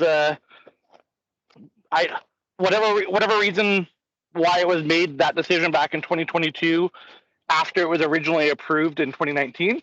We don't know why, but at the time Turner Valley decided to do that and go this route, and we're sort of dealing with that aftermath now. Excellent. Thank you, Big Daddy TJ. That's your Thank new you, guys. official title, by the way. I'll take it. Great to hear that you had a healthy birth. And thanks for chiming in, but you should go get some rest. 'Cause you're gonna Thank you need very it. much. Thank you, guys. All right, take care. Miko's got her. Okay, we have a motion.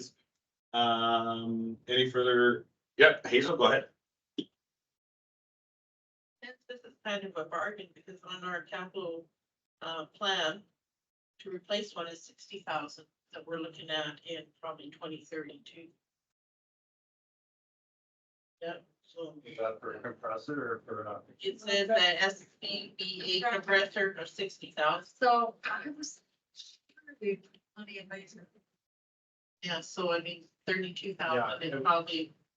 And we're also getting 10,000 back for our old one because of their mistake. So it is actually 41,000 for this one.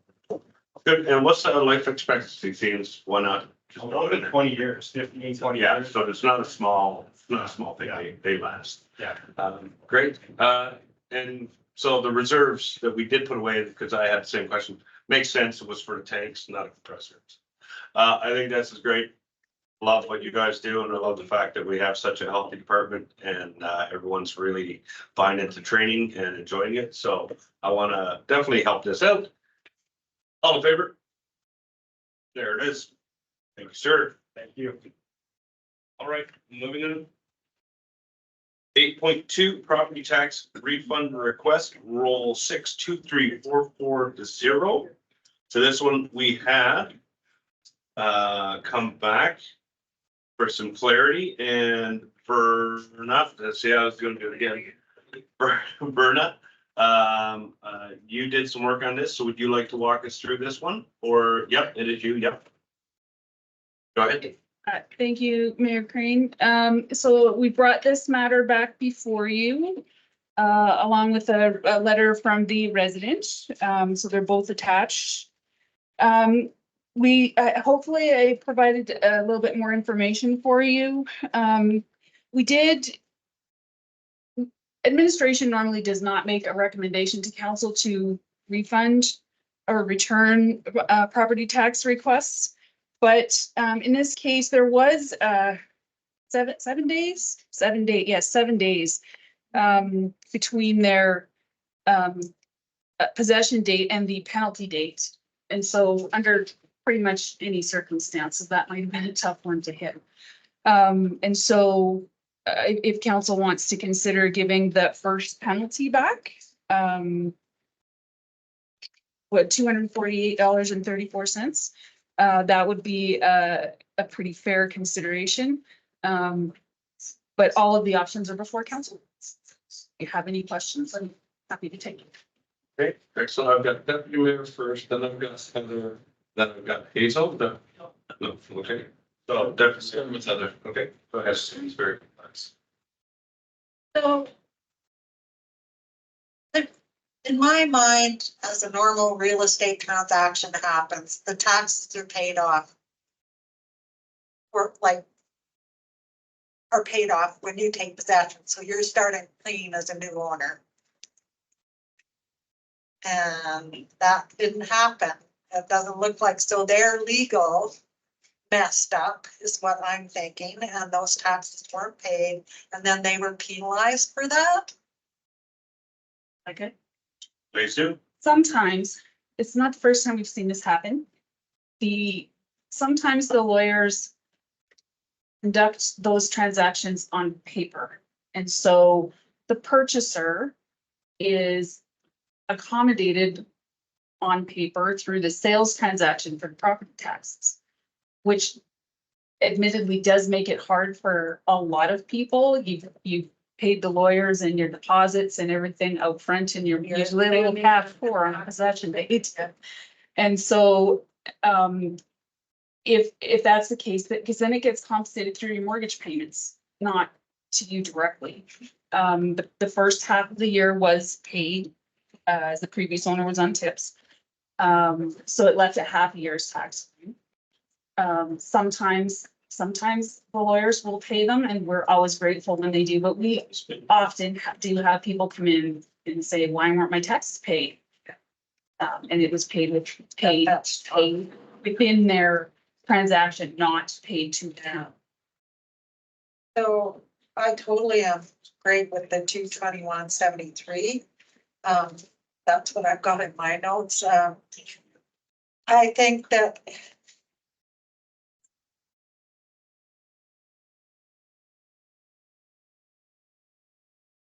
what I'm having trouble with is their letter says that if the tax notice was blocked out from the original homeowners, and it was a label put over for the new homeowners. And so it was noted on there that they were on tip. And that's where a lot of confusion came in, I think. So I think that I would be in favor of waiving the $522.95, like up until their first actual tax bill. I don't know, like it just seemed unfair to me because it was, in some ways, it was an admin thing because you don't put a label over to the property owners and then they're seeing this on, oh, we're on tips, like, because they got a letter saying we're on tips, and the address was to them as the new owners, but the label went over top of the previous owners. So I don't know, like I'm struggling a bit with that. So I'm totally fine with the 22173, but I wonder if we shouldn't give the next one as well. Let's go down to Deputy Mayor. He has some thoughts here as well. Yeah, this is one of the times where I really empathize with the resident.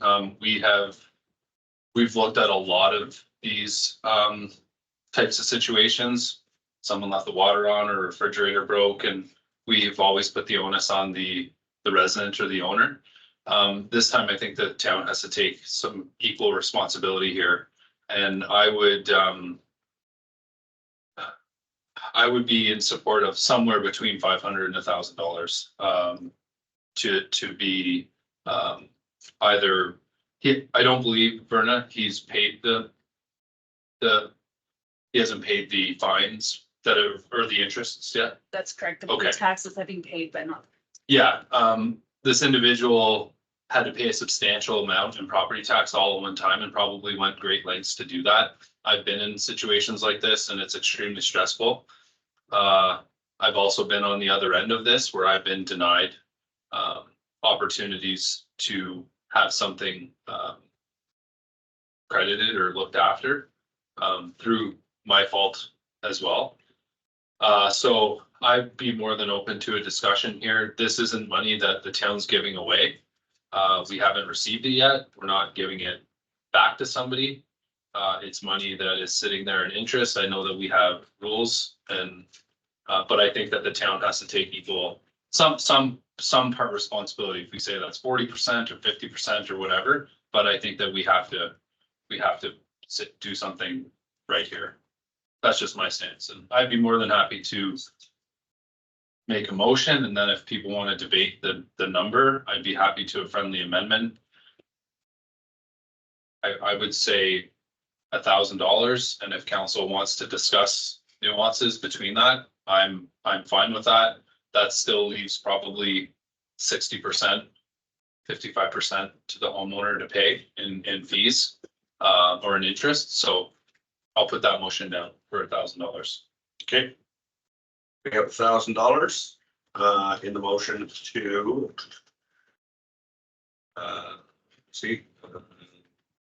leniency in the amount of $1,000 from Deputy Mayor. Any discussion on this? Hazel.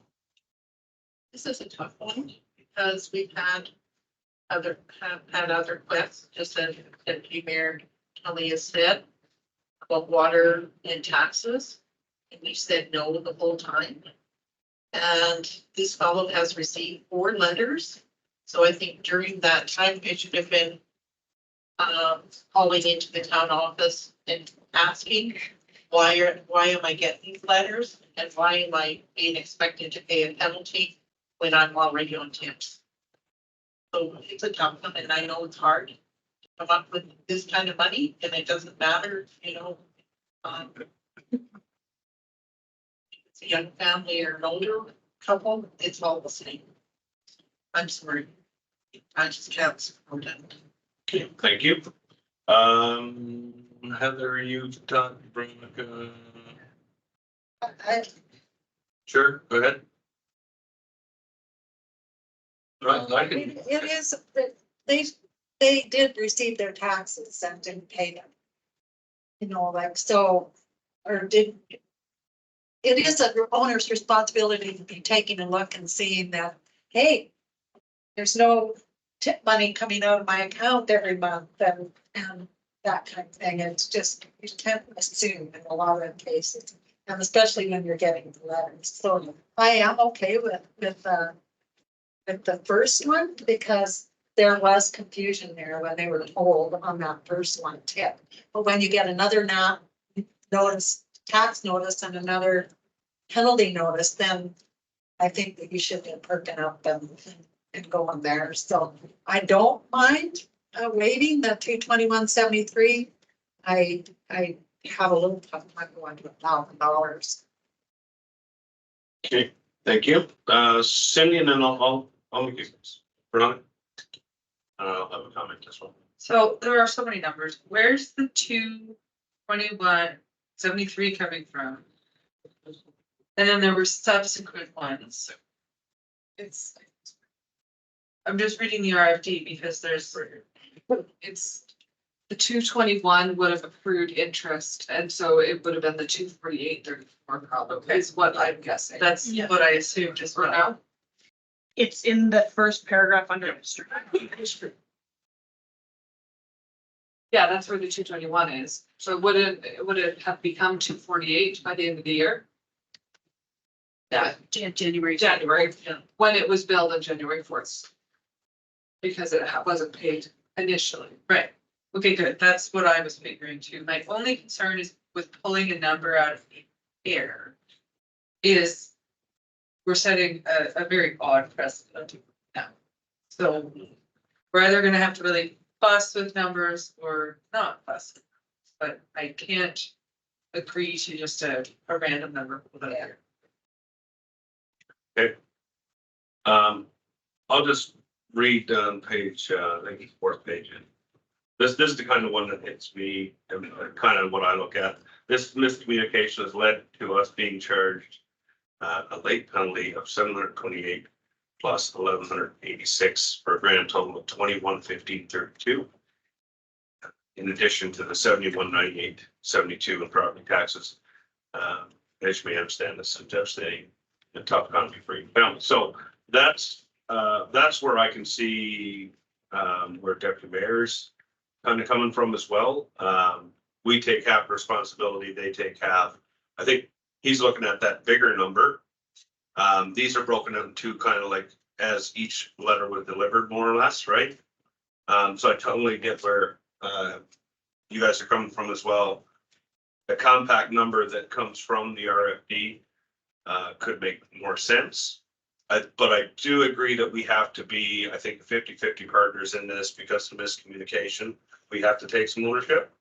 I don't think this is like the water that was left on for months on end after town staff went to the house, notified the person you have an issue.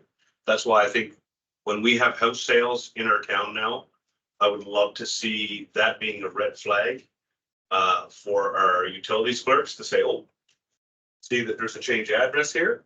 We're going to put a special letter here together, make sure that goes out to that homeowner to clarify and make sure that they understand that there's programs, yada, yada, right? They get a letter. Right? Well, I think it needs to be really, really clear.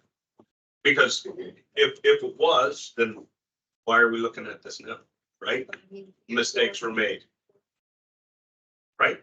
Well, that's right. But we made an initial mistake that created. Initial mistake, which would have been the 221.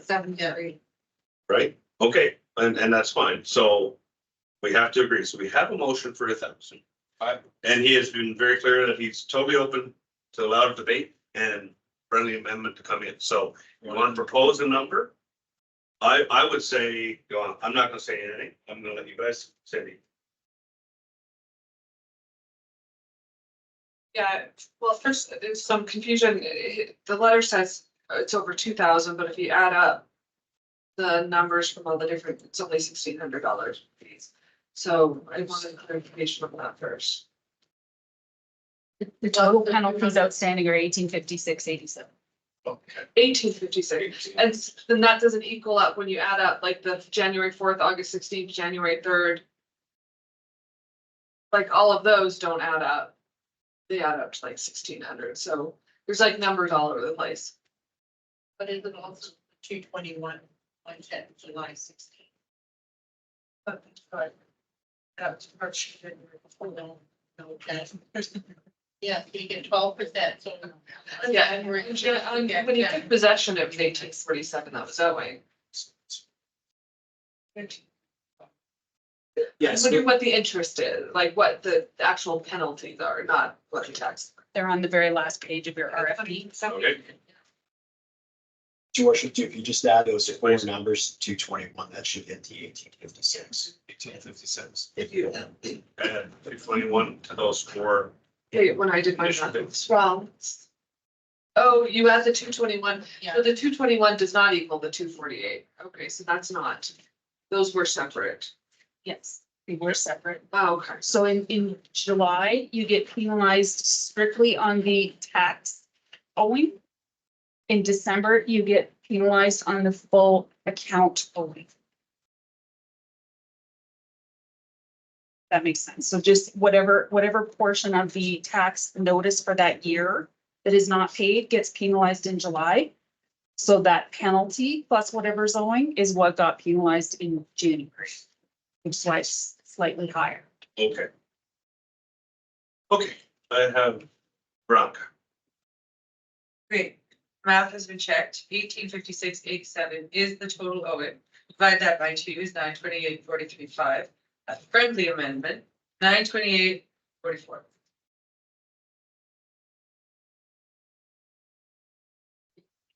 Do you accept that friendly amendment?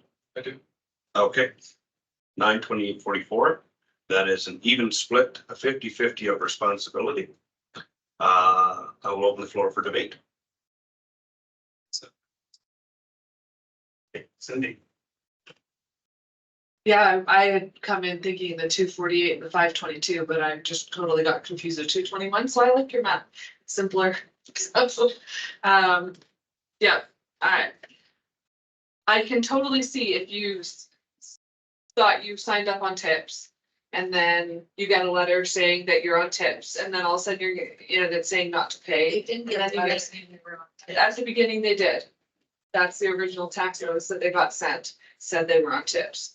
And so then when you get another letter, you got two different stories going on. They kind of cancel each other out and you're so sure you're on tips. I can see it going around. But once you get to the next tax year, when you actually get a tax notice, he should have known that, absolutely, which is, I think we can take credit for that year up until like August 16th, 2023. We could totally take full blame for that. But after that, so I'm good with. Yep. I am going to call the question in 10 seconds. Unless someone wants to speak passionately. The none. 9:44:20, no, 9:28:44, all in favor? And all opposed? Thank you, and that is carried. All right, moving on, we are 9.1, staff report Gray Park. Great. You were almost asleep down there.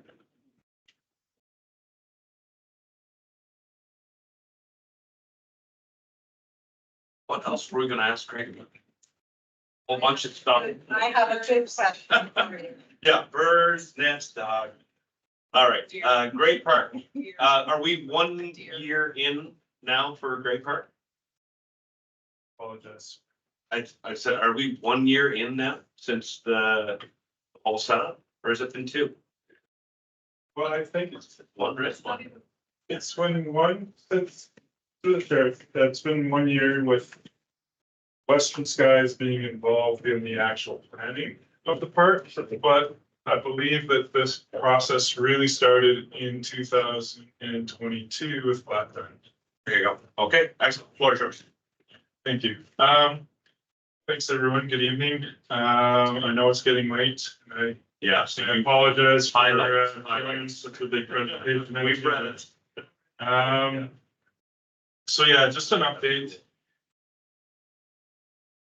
Western Skies is moving along quite nicely, and from the primary entry features and the secondary entry features, they're hoping to push those that construction early in the spring. Once frost is out of the ground, they'd like to get rolling on that. So we have approved the design and the locations. We feel that they're pretty appealing and will sort of enhance the experience for those folks that visit the park. Architecturally, they're still working on a few last details. They're still planning to do an open house, public engagement, a second round with the public to present some revised architectural designs that came out of the first public engagement. So we don't have a date yet, but they plan to do an open house here in the next couple of months.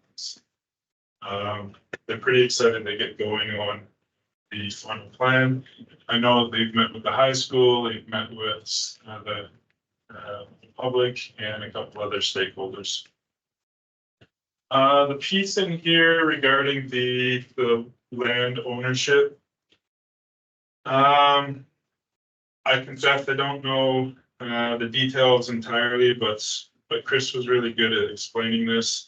The portions of land that's the Western Skies is managing, and the portion of land that the town donated to this park. There's a body of water that sits right in the middle. There's a process because this body of water is not part of the main river channel. The Crown has a process and an application where once the survey is completed and submitted, the Crown can give that land to the property owners. So essentially what's happening is Western Skies is having a survey the boundary and the depth of that body of water. They'll put in an application to receive what's, I guess, known as an accretion. And in that process, if approved, what will happen is basically the center line of that body of water will become Diamond Valley and Western Skies, and there won't be any Crown land in the middle. And that's sort of the biggest news coming out of this, other than we're getting close. Great. Like it. It's kind of exciting, actually. It's a low hanging fruit. Okay, go ahead. Wonderful.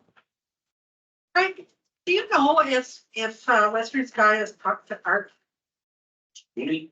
Yeah, to see if he would donate the remaining portion of that land, because obviously his home isn't gonna sell with all that land on the other side of the river. And it may be beneficial for him to actually donate it and get the tax thing. I think it would be worthwhile getting Western Sky to talk to him about donating the rest of that land. Because he can't do anything with it, and it's right in floodplain, and we're talking about berms and everything, and that's where that water's gonna go now, is into Art's land. And they're in the MD, so it's might be a good time to talk to him, because that would be a tax thing for him to donate that land over to a corporation like Western Sky. See if Western Sky. Maybe it's just a suggestion to them that his land isn't, his house isn't gonna sell as 40 acres, just not, because half of his land's on the other side of the river that is right on floodplain. Almost everything is. So it might be just something to suggest to them. It might be worthwhile going after that if there's a tax in favor of Art to do that, because I think That's a great point. And through the chair, I'm not familiar if Chris has talked to him at all, but I'll certainly mention. Yeah, because it might be worthwhile, because I know that Art is not a healthy guy, and I know he's not living there. He's trying to sell it. He's, so if there's something that the Western Sky could do to get that would be also very beneficial to Western Sky and the community. And maybe to Art, because he could get a tax that. It's a good idea. Great report. We'll take that motion. That's correct. I used to do that. I'll give you. Excellent. All in favor? Great, perfect. Low hanging fruit, right? Low hanging.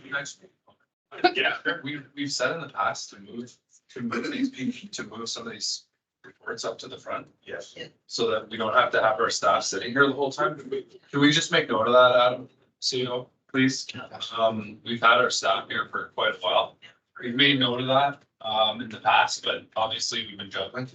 So if there's ever a time where we can get these guys out of here after delegations, Yeah. let's get them out of here, please and thank you. Let's have that. Except Vernon, she stays till midnight. I appreciate you hanging tight. Yeah, but like Denise stayed, Craig stayed, Man's still here. Yeah. Like they don't have to stay. That's right. Hours like us.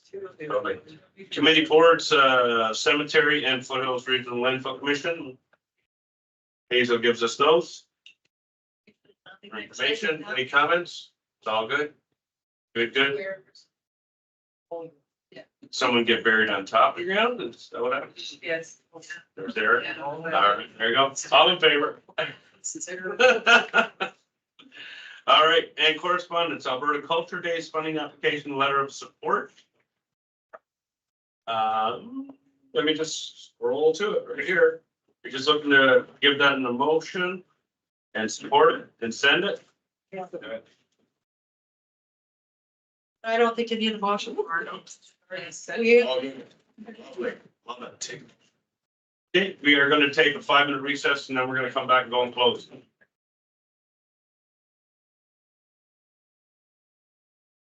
Here, like. Hey, you're live. I will give us a motion, Mayor Crane, give us a motion to go to camera for section 17 and 24, I believe it was. That's right. At 9:40. All in favor? Thank you. And we'll give you a second to turn on the camera. We will.